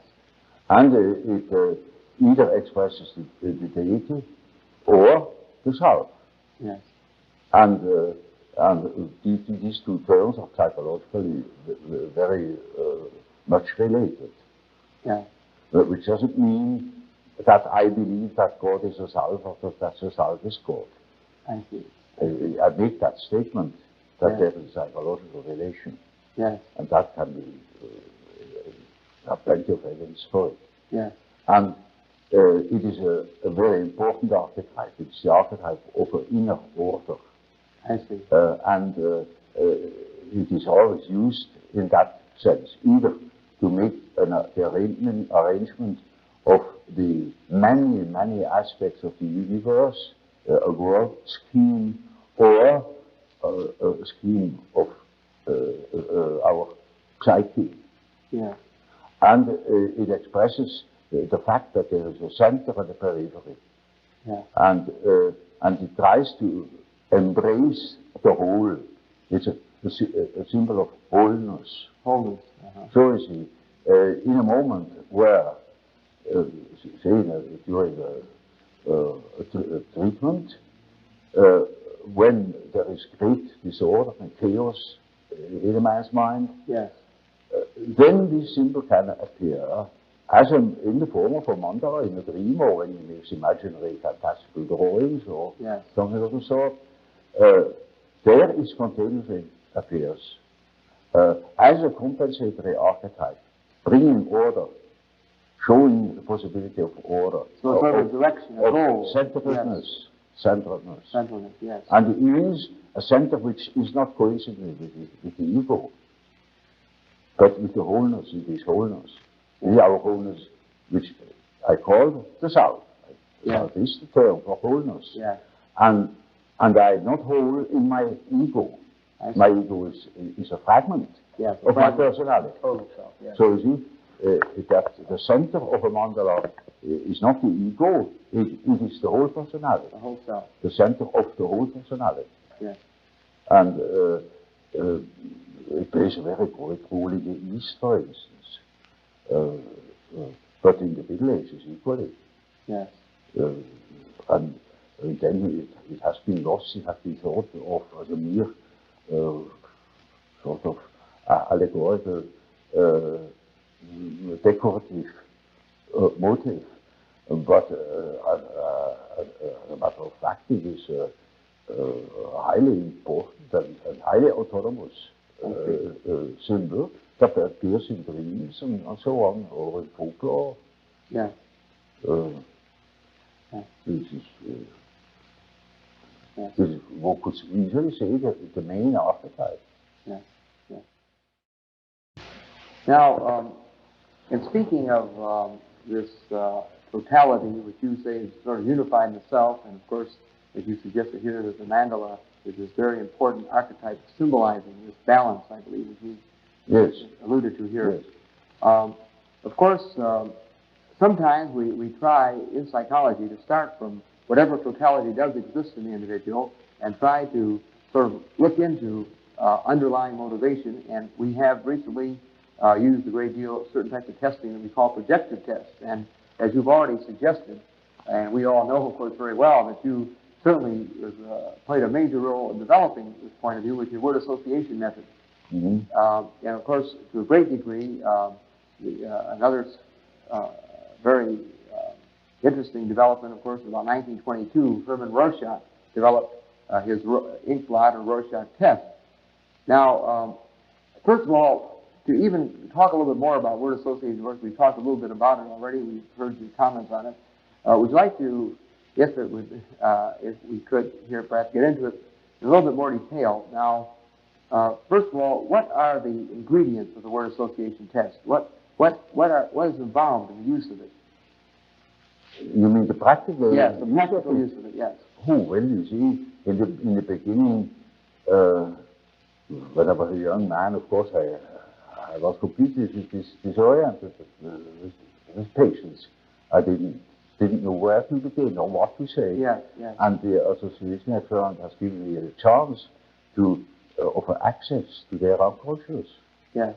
I learned about the things that did not tell me. Yeah, yeah.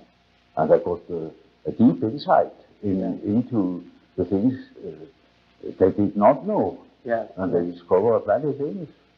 Now, would you say that from responses, and as you say, complexes, or sort of emotional blocks? Yes, that was the main Of thing. course, this word complex, I know, is Yes, a word that that is you originated. It's used very widely now. The gefühlsbetonte complex, that is, was my term. Yes, yes. Now, do you hope from these complexes or emotional blocks that you uncover as you administer this test to get at materials of the personal unconscious or the racial unconscious or all of the factors that influence this individual? You know, in the beginning there was no question of a collective unconscious or something like that. It is chiefly the ordinary personal contacts that I see. You weren't expecting to get into such depth. Among hundreds of complex associations, there might appear an archetypal element, but that wouldn't show possible. Yes, yes. Now, that is not important. You know, it is like a Rorschach, a superficial orientation. Yes, yes. You knew Herman Rorschach, I believe, did you not? No, he has circumvented me as much as possible. Yes. But did you get to know him personally? No, you did not. You did not. I never saw it. Yes. No. In his intensive and extensive ideas, of course, he's talking a great deal about your introversion, extroversion ideas and his own interpretation. I was anathema because I had first said it, you see, and that is unforgivable. So you really didn't have any personal contact with Rorschach? No personal relation at all. Oh, I see. Are you familiar with his test? Have you seen his test, the Rorschach test? Yes, I know it. Yes. But I never applied it. You never applied the test? Because later on, of course, I didn't apply the association test anymore because it wasn't necessary. Yes. I learned what I had to learn, but for the exact examination of psychic reactions, I think it is a very excellent means. Yes, yes. Well, would you say, for example, that the practicing psychiatrist, the clinical psychologist, or the practicing psychiatrist could use the projective tests like the Rorschach? For instance, for the education of a psychologist. Yes. Practical psychologist who's meant to do active work with people. Yes. I think it was the best means to make him see how their unconscious works. Is that right? The projective test? It's exceedingly didactic. I see. There you can demonstrate repression or the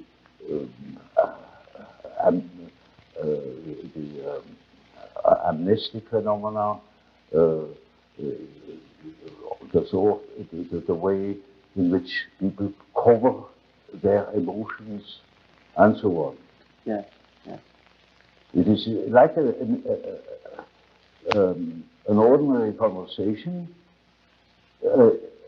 but seen and measured in its principles. Yeah. And that makes it so interesting. Yes. Yes. You observe all the things you observe in the conversation. Yes. For instance, you ask people something, you discuss certain things, and you observe little hesitations, mistakes in speech, certain gestures. All that comes to the forefront and measurable, you know, in the experiment. And so it is, I think I don't overrate the didactic value of it. I think very highly of it. Yes, and we still use it in the education of young aliens. Yes. Use it, I think. Or, you see, for instance, if I had a case that doesn't want to talk, I can make such an experiment that I find out a lot of things through the experiment. Yeah. Yeah. I have, for instance, discovered a murder. Is that right? Oh, yeah.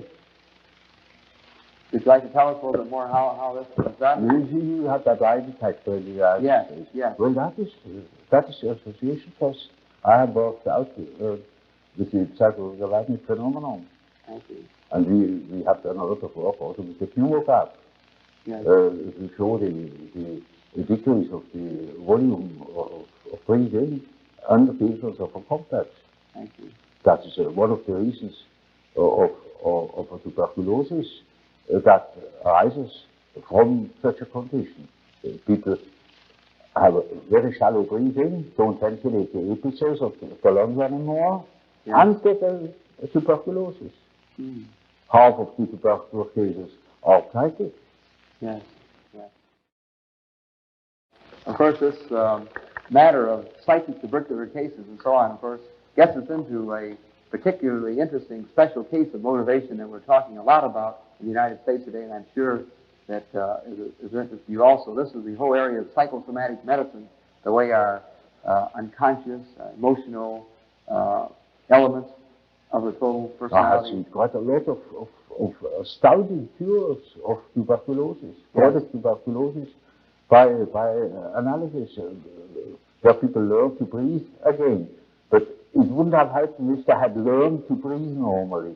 That wouldn't have helped. But understanding what the complexes was, that Yes. has helped them. Yes. Well, this is, when did you first become interested in the psychic factors of tuberculosis? Was it many years ago? When did you first become interested in the psychic factors of tuberculosis? I was an alienist to begin with. I was always interested. Yes, oh, you were. Always interested, naturally. Yes, yes. Now, of course, Presumably because I understood so little of it. yes, Or I noticed that I understood so little. yes. Now, the point that this leads to very logically is the point I started making a moment ago. I was sorry to interrupt you. But you see, this is very much the heart of a lot of our thinking today, the area that we call psychosomatic medicine, Yes, sir. where we are now, right now, becoming more and more interested in the very thing you're saying, how these emotional, how these unconscious, how these personality factors can actually have effect on the body. Mm-hmm. And, of course, the classic examples in the United States in the past have been, for example, the peptic ulcer, Yes. where they believe this is the case of where these emotional factors have actually created pathology in the body. Yes. And, of course, we've extended these ideas into many other areas. We, for example, feel that where there already is pathology, that these emotional factors can intensify it. Mm-hmm. Not only can it create it, but it can intensify existing pathology. Or sometimes there may be actually symptoms of pathology without these patterns. Yes. Now, for example, many of our physicians, or as you say, alienists in America, say that 60 or 70% of their patients are not individuals who have anything that really physically is wrong with them, but they have disorders that are of psychosomatic origin. Yeah, that's well known. Well, Fact, yes. known since more than 50 years. Yes. But the question is how to cure them. Now, what is the, speaking of these psychosomatic disturbances, and as you say, tuberculosis would be one example, and we are now, of course, very interested in further research in this matter in the United States, and for that matter, in other parts of the world. Do you have any ideas as to why the patient selects this type of symptom for a problem? Why does he show his problem? He doesn't select them. He doesn't They happen select them. to him. They happen to him. Now, You could ask us as well, when you are eaten by a crocodile, how you happen to select that crocodile. yes. Now, It hasn't selected you. yes. Now, of course, we mean this in a sense that unconsciously, why is selected. No, not even unconsciously. Not even consciously. Not even unconsciously. Yes. In other words, you don't believe that there's any way of tracing in the personality of the individual a reason why he must. You see, that is an extraordinary exaggeration of the importance of the subject. I see. As if he were choosing such things. Even unconsciously. They get him. Yes. Even unconsciously, there isn't this degree of free will. Yes, I see. Now, in the whole matter of psychosomatic medicine, they have now, for example, very recently hinted that cancer may have psychosomatic involvement. Yes. And this doesn't surprise you that Not at all. We know these things since long, you know. And that 50 years ago, we already had these cases, you know, ulcer of the stomach, tuberculosis, chronic arthritis, skin diseases. yes, All psychogenous under certain conditions. yes, and even cancer. The fact that cancer may have. Well, you see, I couldn't swear. Yeah, But I have seen cases where I thought now I should wonder whether there was not a psychogenic reason for that particular ailment. It came too conveniently. Too convenient. Yeah.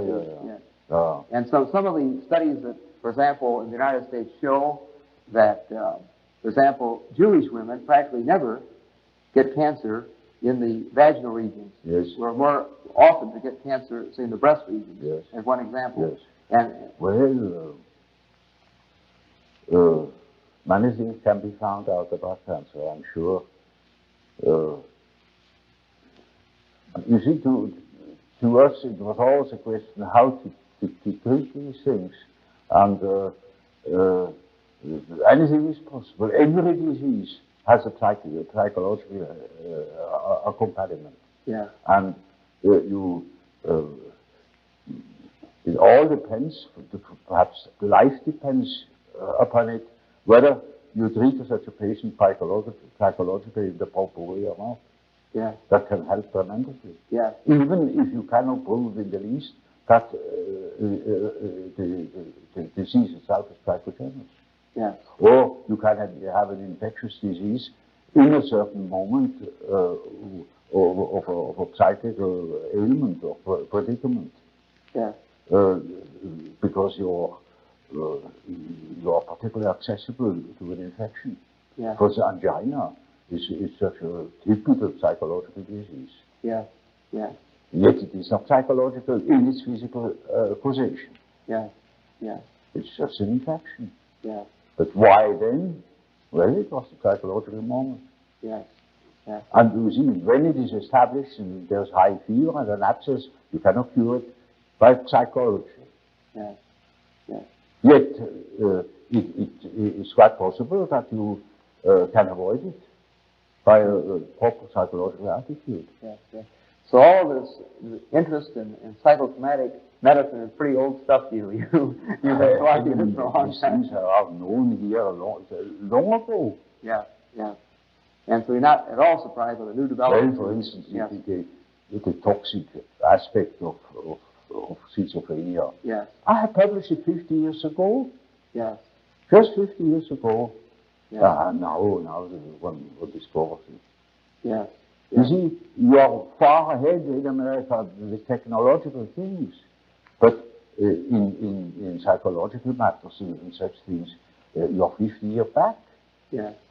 You don't understand it. That's a fact. I'm sorry, you see, I don't want to tell you as a general collective statement. Yeah. You know, you simply are not yet aware of what there is. Yes,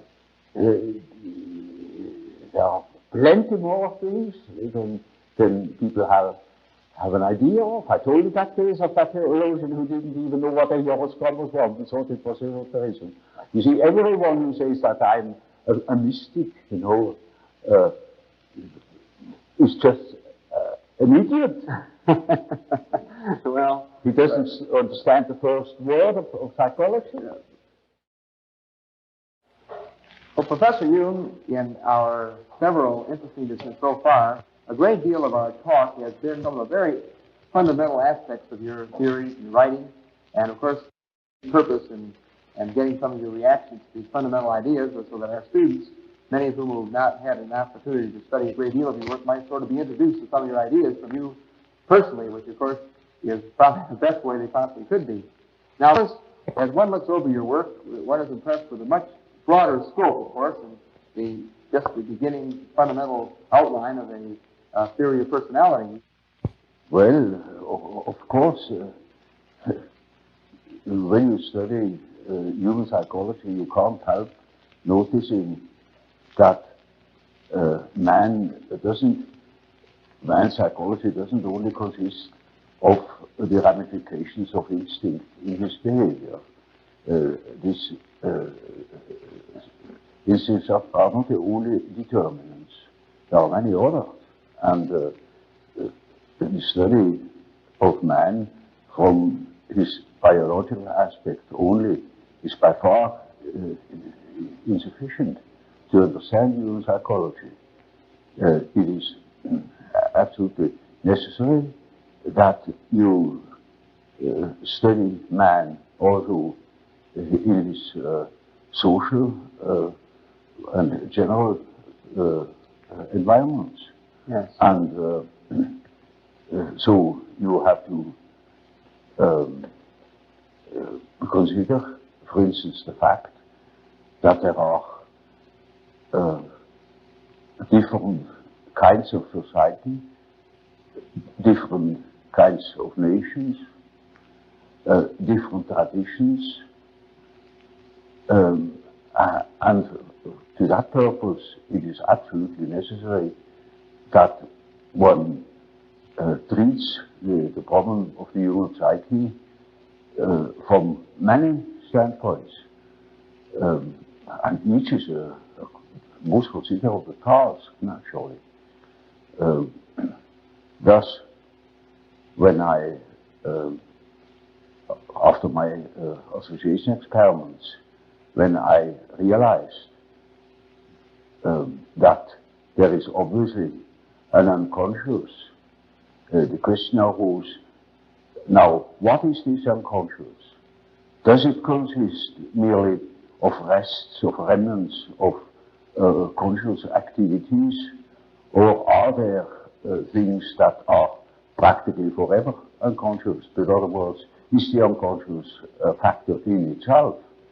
And I soon came to the conclusion that the unconscious must be a factor in itself, because I observe time and again that, for instance, people's dreams or schizophrenic patients' delusions, fantasies, contain the motives which they couldn't possibly have acquired in our surroundings.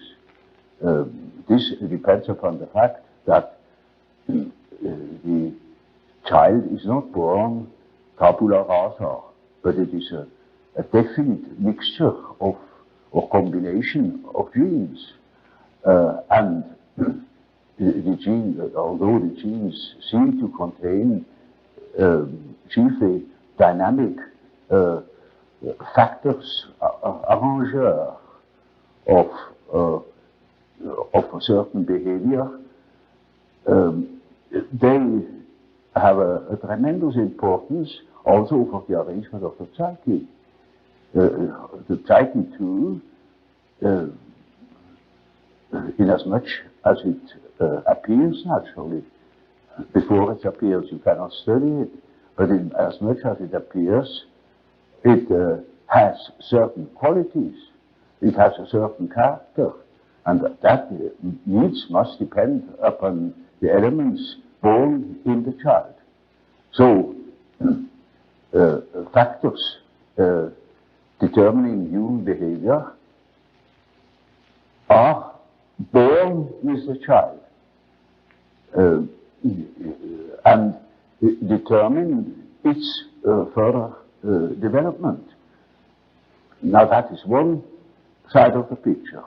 The other side of the picture is the individual lives in connection with others in certain definite surroundings that will influence the given combination of qualities.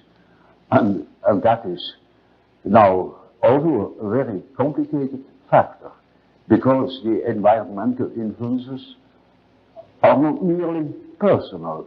There are any amount of objective factors, the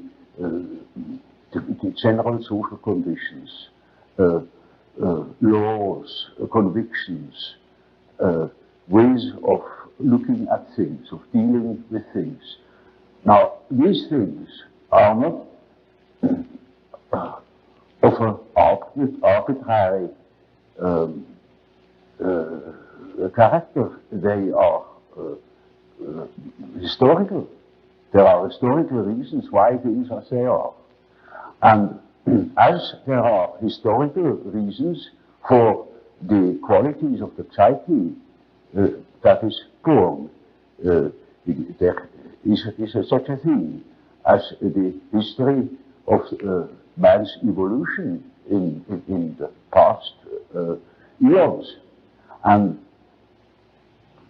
that shows that a real understanding of the psyche must consist in the elucidation of the history of the human race, history of the mind, for instance, as of the biological, exactly as the biological data.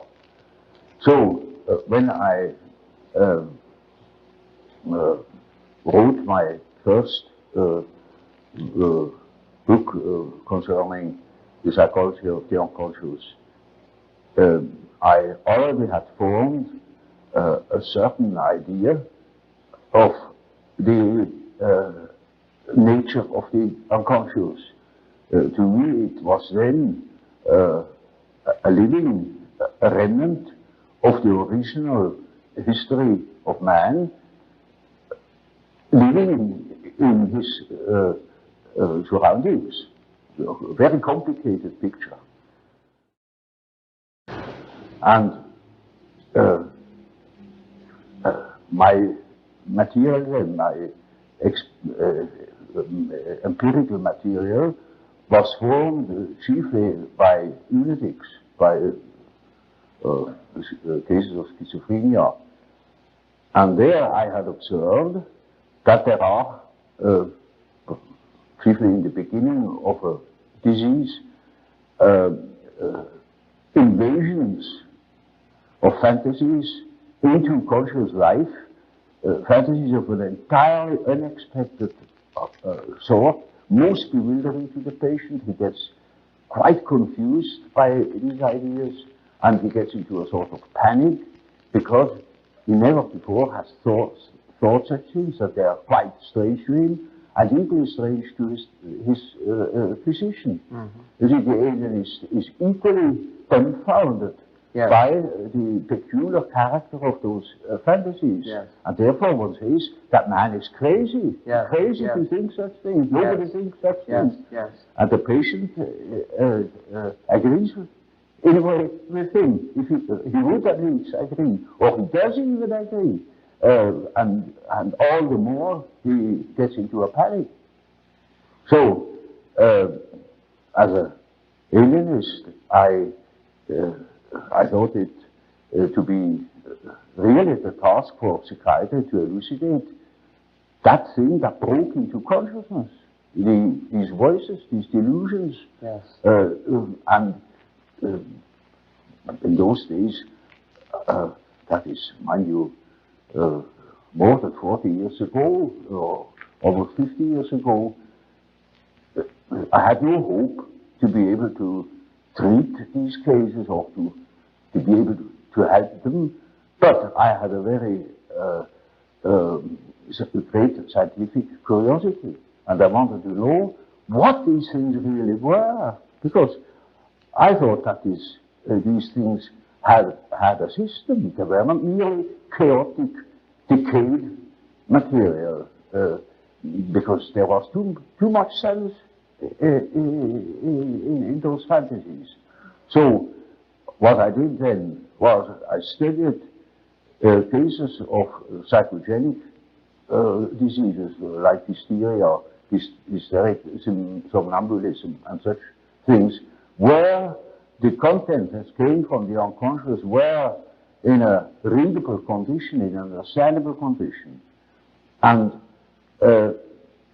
then I saw that, in contradistinction to the schizophrenics, the mental contents of hysterics were of a humanly understandable character. They were even elaborate, dramatic, suggestive, insinuating, so one could make out a second personality. Now, this is not the case in schizophrenia. There, the fantasies, on the contrary, are unsystematic, chaotic, and you cannot make out a proper second personality, apart from rare cases of a complicated nature. Now, I knew of psychopathic cases, just in the balance between schizophrenia and hysteria, where ideas came up, delusions that were not exactly hysterical, because they were singularly difficult to understand. It was sort of strange eruptions, and I thought that these cases could give me a better understanding. So I took the opportunity when Professor Jung, the old professor of psychology and philosophy at the University of Geneva, when he published a case of an American girl who had bestowed upon him a series of half-poetic and romantic fantasies. He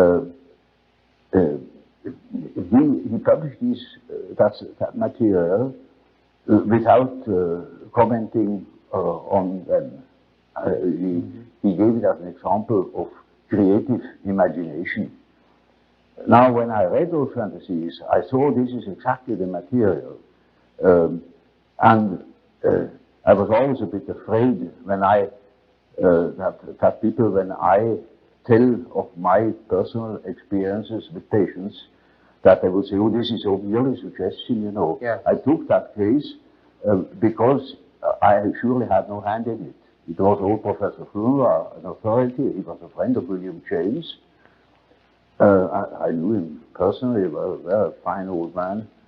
And he certainly wouldn't be accused of, of having influenced the patient.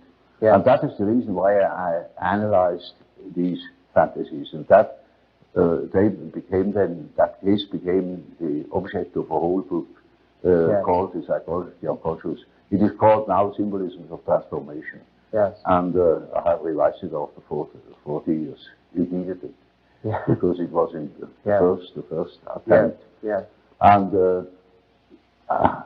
there I tried to show that there is a sort of unconscious, I then simply called it the unconscious, that clearly produces things which are historical and not personal. Yes. It was mythological material of the nature of which wasn't understood, neither by Professor Fleur nor by the patient. And there I tried for the first time to produce a picture of the functioning of the unconscious, a functioning which allowed certain conclusions as to the nature of the unconscious. Then, after I had written that book, that cost me my friendship with Freud because he couldn't accept it. To him, the unconscious was a product of consciousness, and it simply contained the remnants. I mean, it was a sort of storeroom where all the discarded things of consciousness were heaped up and left. And but to me, the unconscious then was already a matrix, a sort of basis of consciousness of a creative nature, namely capable of autonomous acts, autonomous intrusions into consciousness. With other words, I took the existence of the unconscious for a real fact, or for a real autonomous factor capable of independent action. Yes. And now that was a problem, a psychological problem of the very first order. And that made me think and furiously, because the whole of philosophy of our days has not yet recognized this fact, that we have a counter-actor in our unconscious, that in our psyche there are two. Consciousness is one factor, and there is another factor, equally important, that is the unconscious, that can interfere with consciousness anytime it pleases. And of course, I say to myself now, this is very uncomfortable, because I think I am the only master in my house, but I must admit that there is another somebody in that house that can play tricks. And I had to deal with the unfortunate victims of that interference every day in my patients. So the next thing I wrote was in 1918, namely a disquisition about the relations between the ego and the unconscious, where I tried to formulate the experiences that are more or less regularly observable in cases where consciousness is exposed to unconscious data, or interferences or intrusions, where the unconscious is considered as an autonomous factor that has to be taken seriously, where one doesn't say anymore or undervalue the unconscious by assuming it is nothing but a discarded remnant of consciousness. It is a factor in its own dignity, and a very important factor, because it can create the most horrible disturbances. Now, when that was a pamphlet I wrote, it was published in French, and nobody understood it. I saw that the reason why nobody understands it is that why nobody has a similar experience, because the question hasn't been pursued to such an end, namely that one has taken the unconscious seriously and considered it as a real factor that can determine human behavior to a very considerable degree. Do you think that the humanities are important for the individual who wants to study the individual? One doesn't see what an education without humanities is doing to man. Yes. He loses the connection with his family, as it were. That means with the whole stem, the tribe, the connection with the past. That he lives in that in which man always has lived. Man has always lived in the myth. And we think we are able to be born today and to live in no myth, without history. That is a disease. That's absolutely abnormal, because man is not born every day. He is once born in a specific historical setting with the specific historical qualities And therefore, he is only complete when he has a relation to these things. It's just as if you were born without eyes and ears. When you are growing up with no connection with the past. From the sample of natural science, you need no connection with the past. You can wipe it out. Yes, yes. And that is a mutilation of the human being. Now I saw, through my practical experience, that this kind of proceeding had a most extraordinary therapeutical effect.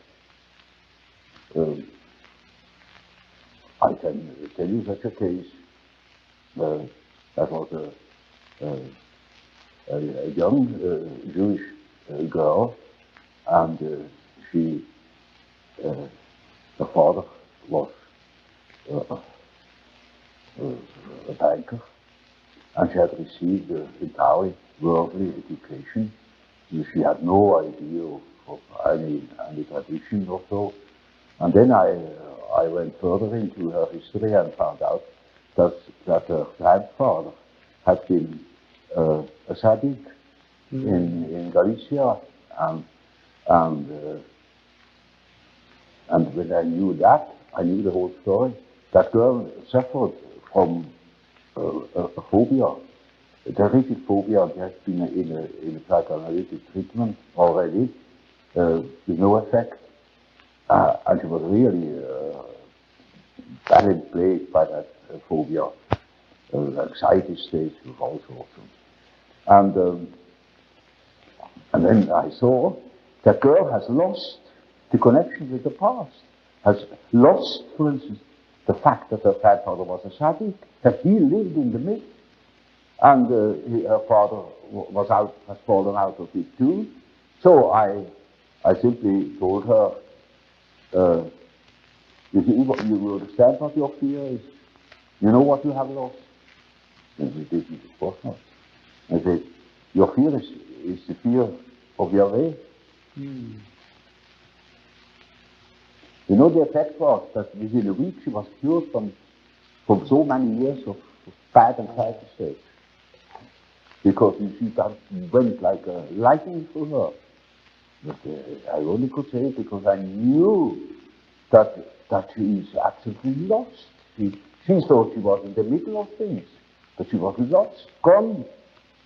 Made no sense. What is our existence, you know, when we are just average numbers, you know. The more you make people to average numbers, the more you destroy our society. Yeah. The ideal state is then a slave state. Then you can go to Russia. There's wonderful. There you can be a number, but one pays it very dearly. Our whole life goes to places. Okay. And so we have plenty of cases of a similar kind. And that has naturally led me on to a profound study of the archetypes. So, Professor Jung, so you began to see, in a sense, your typology led to a sort of a theory of the psychology of opposites, that the conscious would reveal one side of a type, and the unconscious would be the other side. Yeah. And that this would be a very important way, then, of helping you to analyze and understand the individual. Oh, right. Mostly it is quite, from a practical point of view, quite important. Well, the point I wanted to elucidate is, you know, in analyzing a patient, you make typical experiences. Namely, there is a sort of typical way in which the integration of consciousness takes place. Namely, the average way is that through the analysis of dreams, for instance, you become acquainted with the contents of the unconscious. I already told you this, to begin with all personal material. Yes. subjective questions, questions of the individual's difficulties in adapting to environmental conditions, and so on. Yeah. Now, it is a regular observation that when you talk to an individual, and this individual gives you insight into its inner preoccupations, interests, emotions. In other words, hands over his personal complexes. Then you get slowly and nilly-willy into the situation of a sort of authority. Yeah. You become a point of reference. You know you are in possession of all the important items in a person's development. I remember, for instance, I analyzed a very well-known American politician, and he told me, oh, any amount of the secrets of his trade. And suddenly he jumped up and said, by God, what have I done? You know, you get $1 million for what I have told you now. I said, well, I'm not interested. You can sleep in peace, I shall not betray you. I forget it within a fortnight. Now, you see, that shows that the things people hand out are not merely indifferent things. When it comes to something important, emotionally important, then they hand out themselves. They hand out a big emotional value, as if they were handing over a large sum, as if they were trusting you with the administration of their estate. Yes. And they're entirely in your hands. Yes. Often, I hear things, well, that could ruin those people utterly if it happened with own. Or it would give me, if I should have any blackmailing tendencies, unlimited power to blackmail them. Now, you see, that creates an emotional relationship to the animus. And that is what Freud called the threshold. Yes. Which is a central problem of analytic psychology. It is just so as if these people had handed out their whole existence, and that can have very peculiar effects upon the individual. Either they hate you for it or they love you for it. Yeah. But you are not indifferent to them. And there is then a sort of emotional relation between the patient and the doctor. Yeah. Now, when you hand out such materials, then these contents are associated with all the important persons in the life of a patient. Now, the most important persons are usually father and mother. Yeah. That comes up from childhood. The first troubles are with the parents as a rule.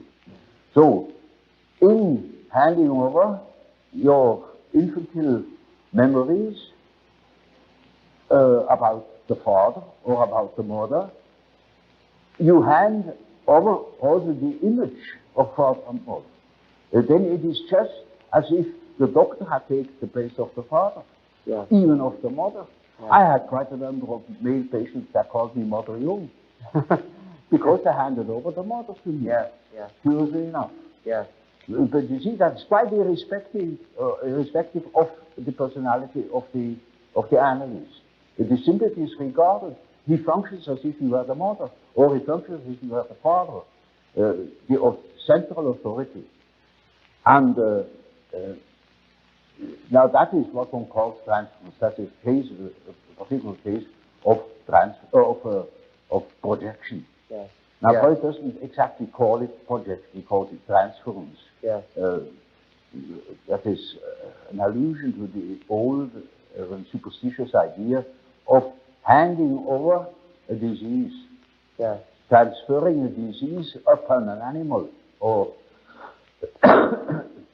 handing over the sin upon a scapegoat, and the scapegoat takes it out into the desert and makes it disappear. yeah, yeah, So they hand over themselves in the hope that I can swallow that stuff and digest it for them.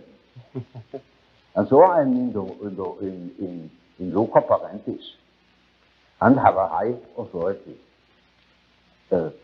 Naturally, I'm also persecuted by the corresponding resistances, by all the manifold emotional reactions they have had against their parents. Now, that is the stuff you have to work through first in analyzing the situation, because a patient in such a position is not free, he's the slave, he's utterly dependent upon the doctor, like a patient with an open abdomen on the operation table. yeah, He is in the hands of the surgeon for better or worse.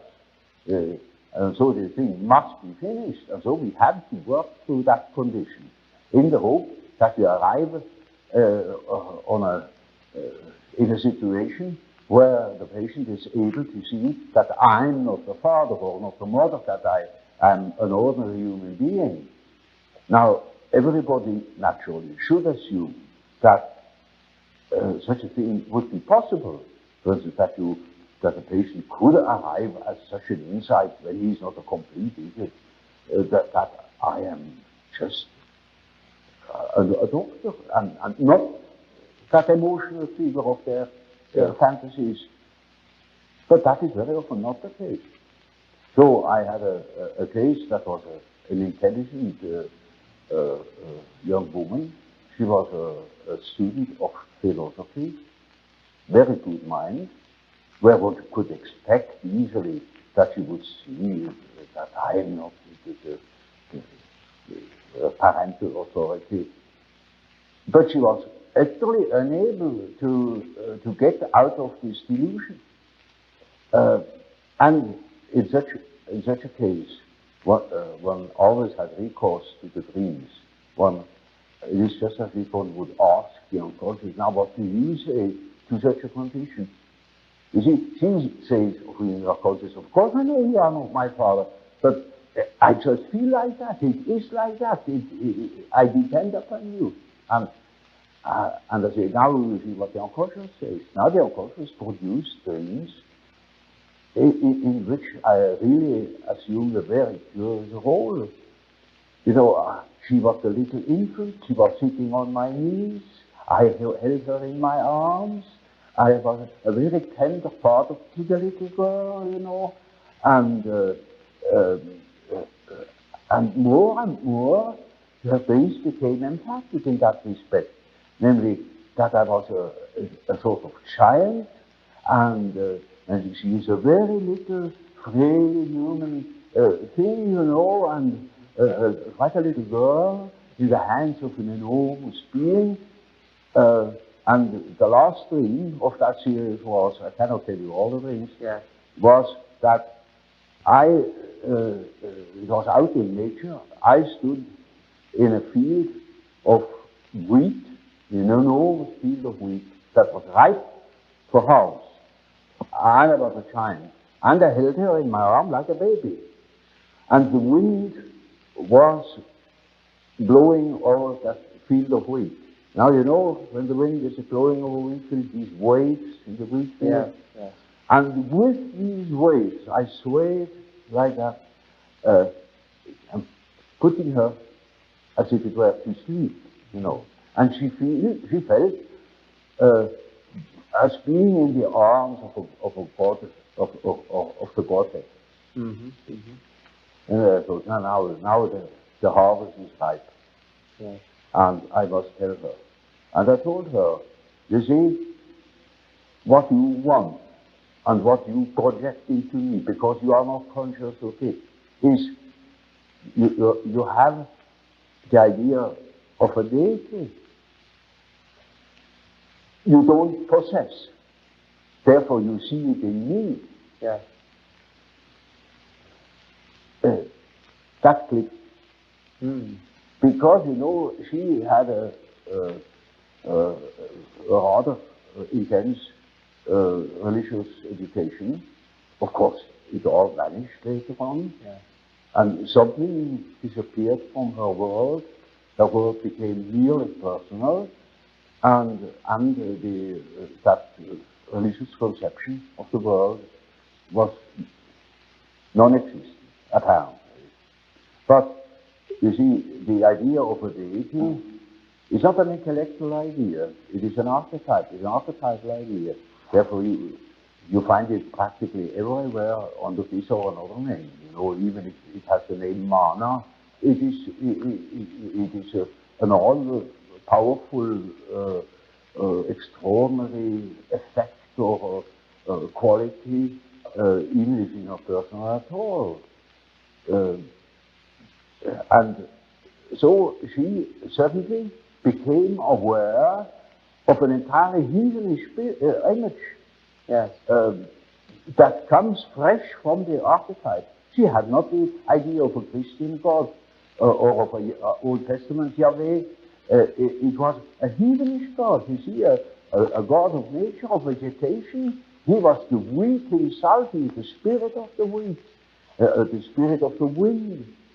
And she was in the arms of that Newman. No. Now, that is the living experience of an archetype. Now, that made a tremendous impression upon that girl, and instantly it clicked.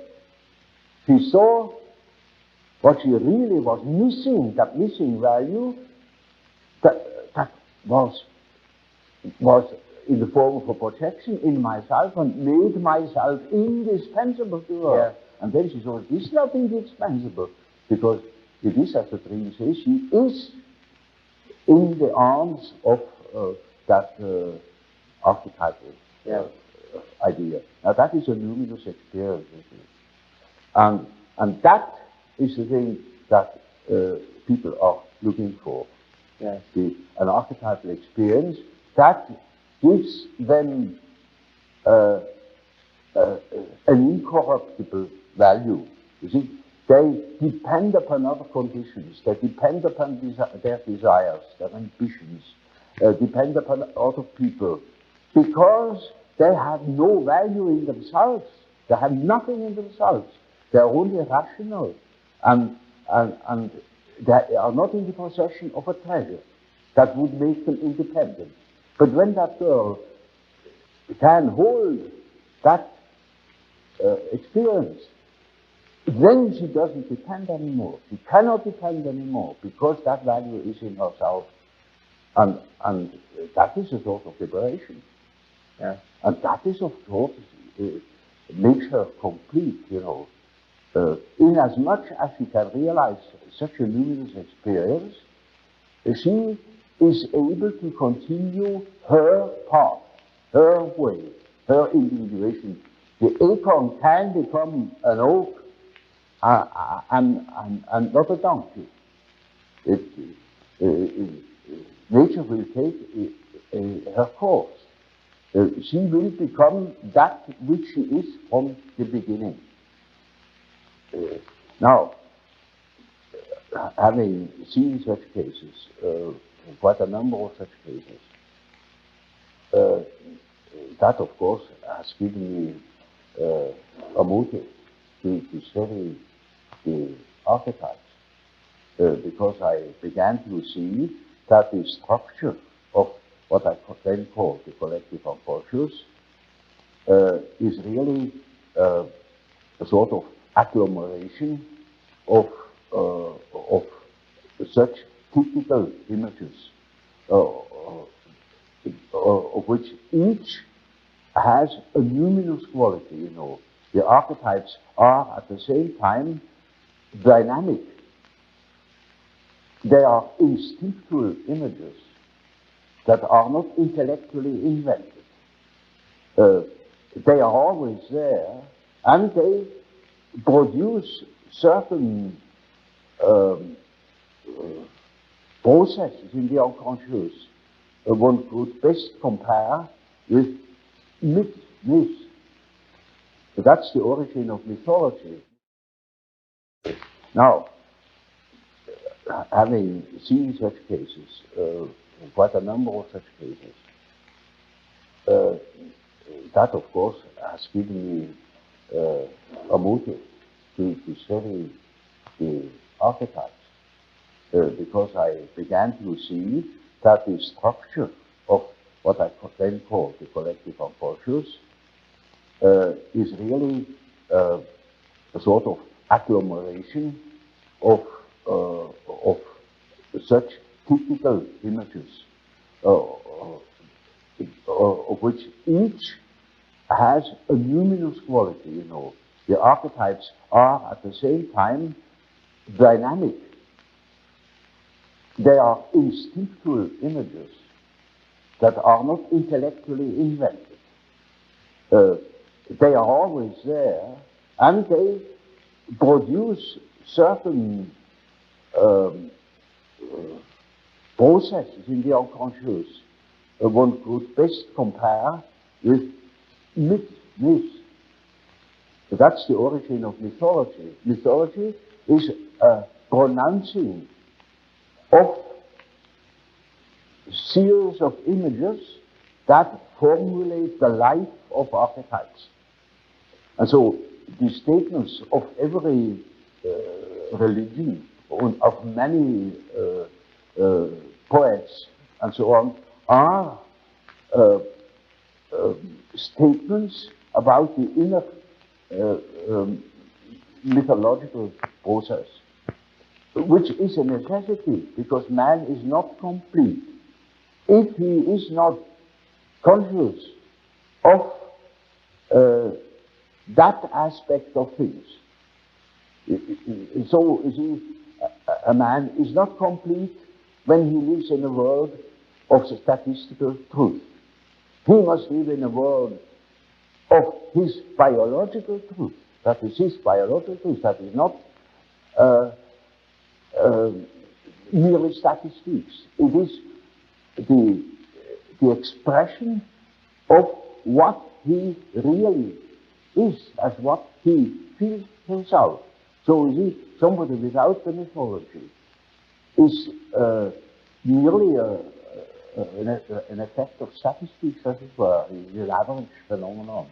And while the truth is, the carriers of life are individuals, not average numbers. Yes. Yet our natural science makes everything to an average, reduces everything to an average, and of course, all the individual qualities are wiped out. That, of course, is most unbecoming. It is unhygienic. It deprives people of their specific values, where they are individuals. It deprives them of the most important experiences of their life, where they experience their own value, the creative background of their personality. I see the trouble is that nobody understands these things apparently. It's just quite strange. Do you think that the humanities are important for the individual who wants to study the individual? One doesn't see what an education without humanities is doing to man. Yes.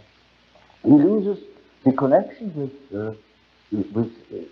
his family, as it were. That means with the whole stem, the tribe, the connection to the past, that he lives in that in which man always has lived. Man has always lived in the myth.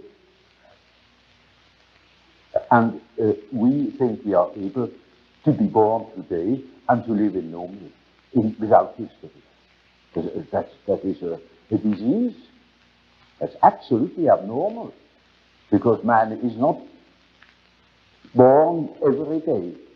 He is once born in a specific historical setting with specific historical qualities, and therefore he is only complete when he has a relation to these things. It's just as if you were born without eyes and ears. When you are growing up with no connection with the past.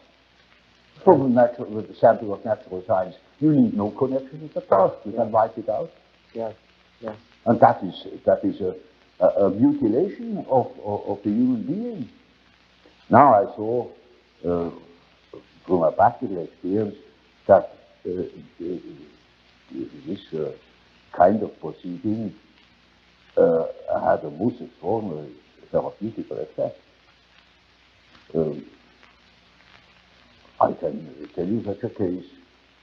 That was a young Jewish girl, and her father was a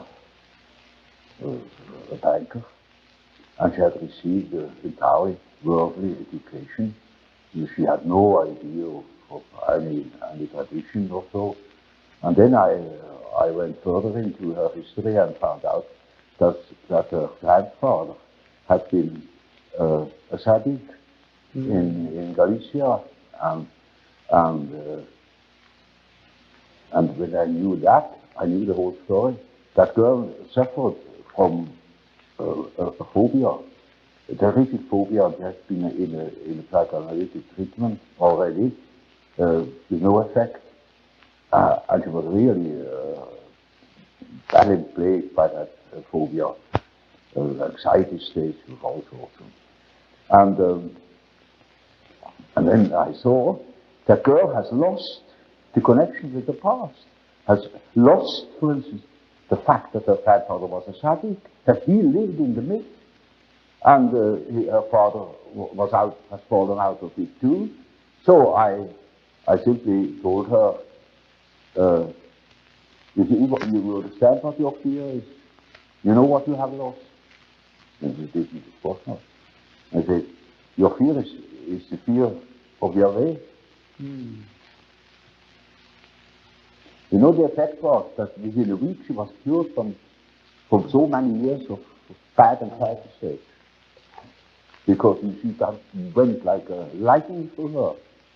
But I only could say it because I knew that she is absolutely lost.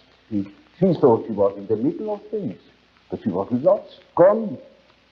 Made no sense. What is our existence? You know, when we are just average numbers. You know, the more you make people to average numbers, the more you destroy our society. Yeah. The ideal state is then a slave state. Then you can go to Russia. There's wonderful. There you can be a number, but one pays it very dearly. Our whole life goes to places. Okay. And so we have plenty of cases of a similar kind. And that has naturally led me on to a profound study of the archetypes. I got more respectful of archetypes, but now, by Jove, that thing should be taken into account. That is an enormous factor, very important for our further development, for our well-being. Now, it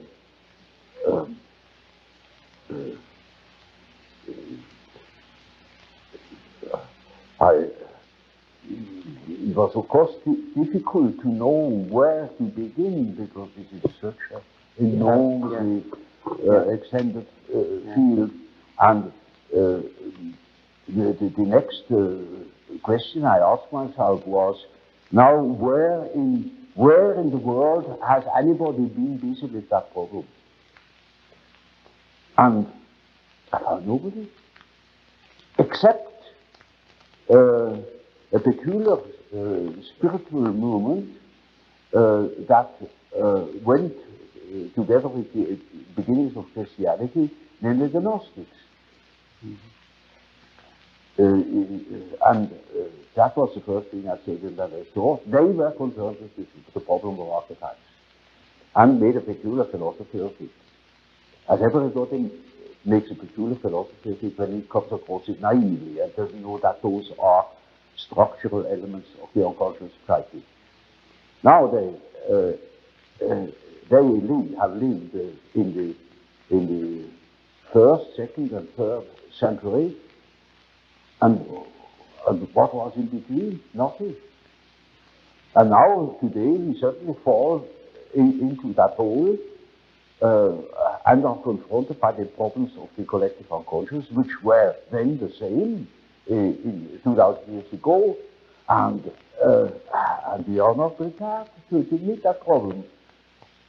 I was always looking for something in between, you know, something that linked that remote past with the present moment, and I found, to my amazement, it is alchemy. That is understood to be a history of chemistry. It is, one could almost say nothing less than that. It is a peculiar spiritual movement or philosophical movement. They call themselves philosophers, like Gnosticism.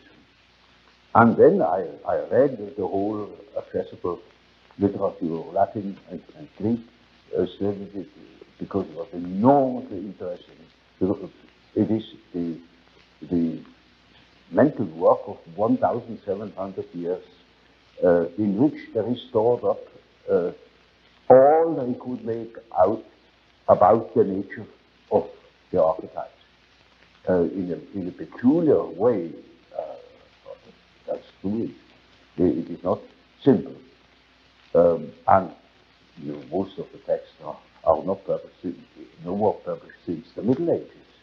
The last editions are in the middle or end of the 16th century, all in Latin, and some texts are in Greek, and not a few very important ones. Now, that has given me no end of work, but the result was most satisfactory because it showed me the development of our unconscious relations to the collective unconscious and the variations our consciousness has undergone. While being unconsciously concerned with these mythological images. For instance, such phenomena as in Hitler or so, you know, that's are psychical phenomena, and we've got to understand these things.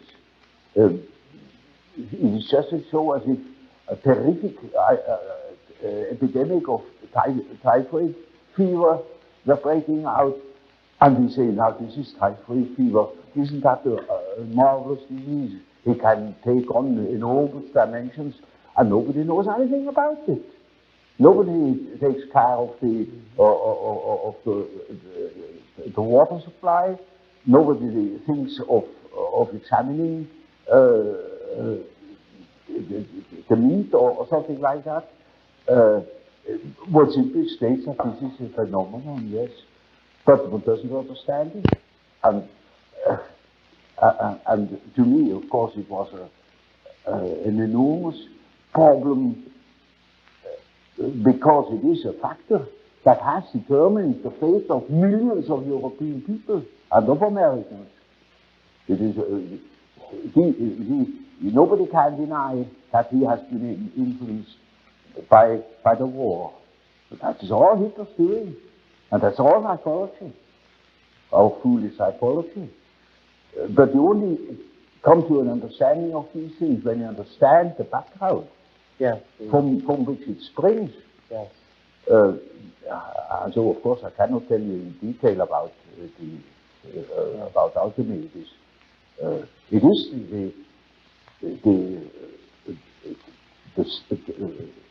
the basis of our modern way of perceiving things, and therefore it is as if it were right under the threshold of consciousness.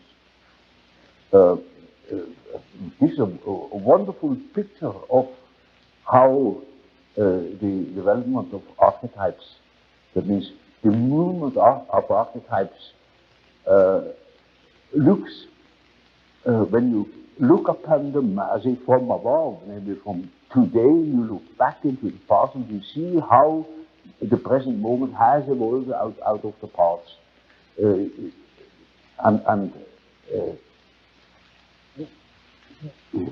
is just as if the alchemistic philosophy, it sounds very curious. We should give it an entirely different name. It has a different name called hermetic philosophy. Of course, that conveys just as little as the term alchemy. Yeah. It is the parallel development, as Gnosticism was, to the conscious development, say, of Christianity, of our Christian philosophy, of the whole psychology of the Middle Ages. And so, you see, in our days, we have such and such view of the world, such and such a philosophy, but in the unconscious we have a different one. And that we can see through the example of the alchemistic philosophy that behaves towards the medieval consciousness exactly like the unconscious behaves to ourselves. And we can construct or even predict our the unconscious of our days when we know what it has been yesterday. Now that is, with a few words, the development of my ideas.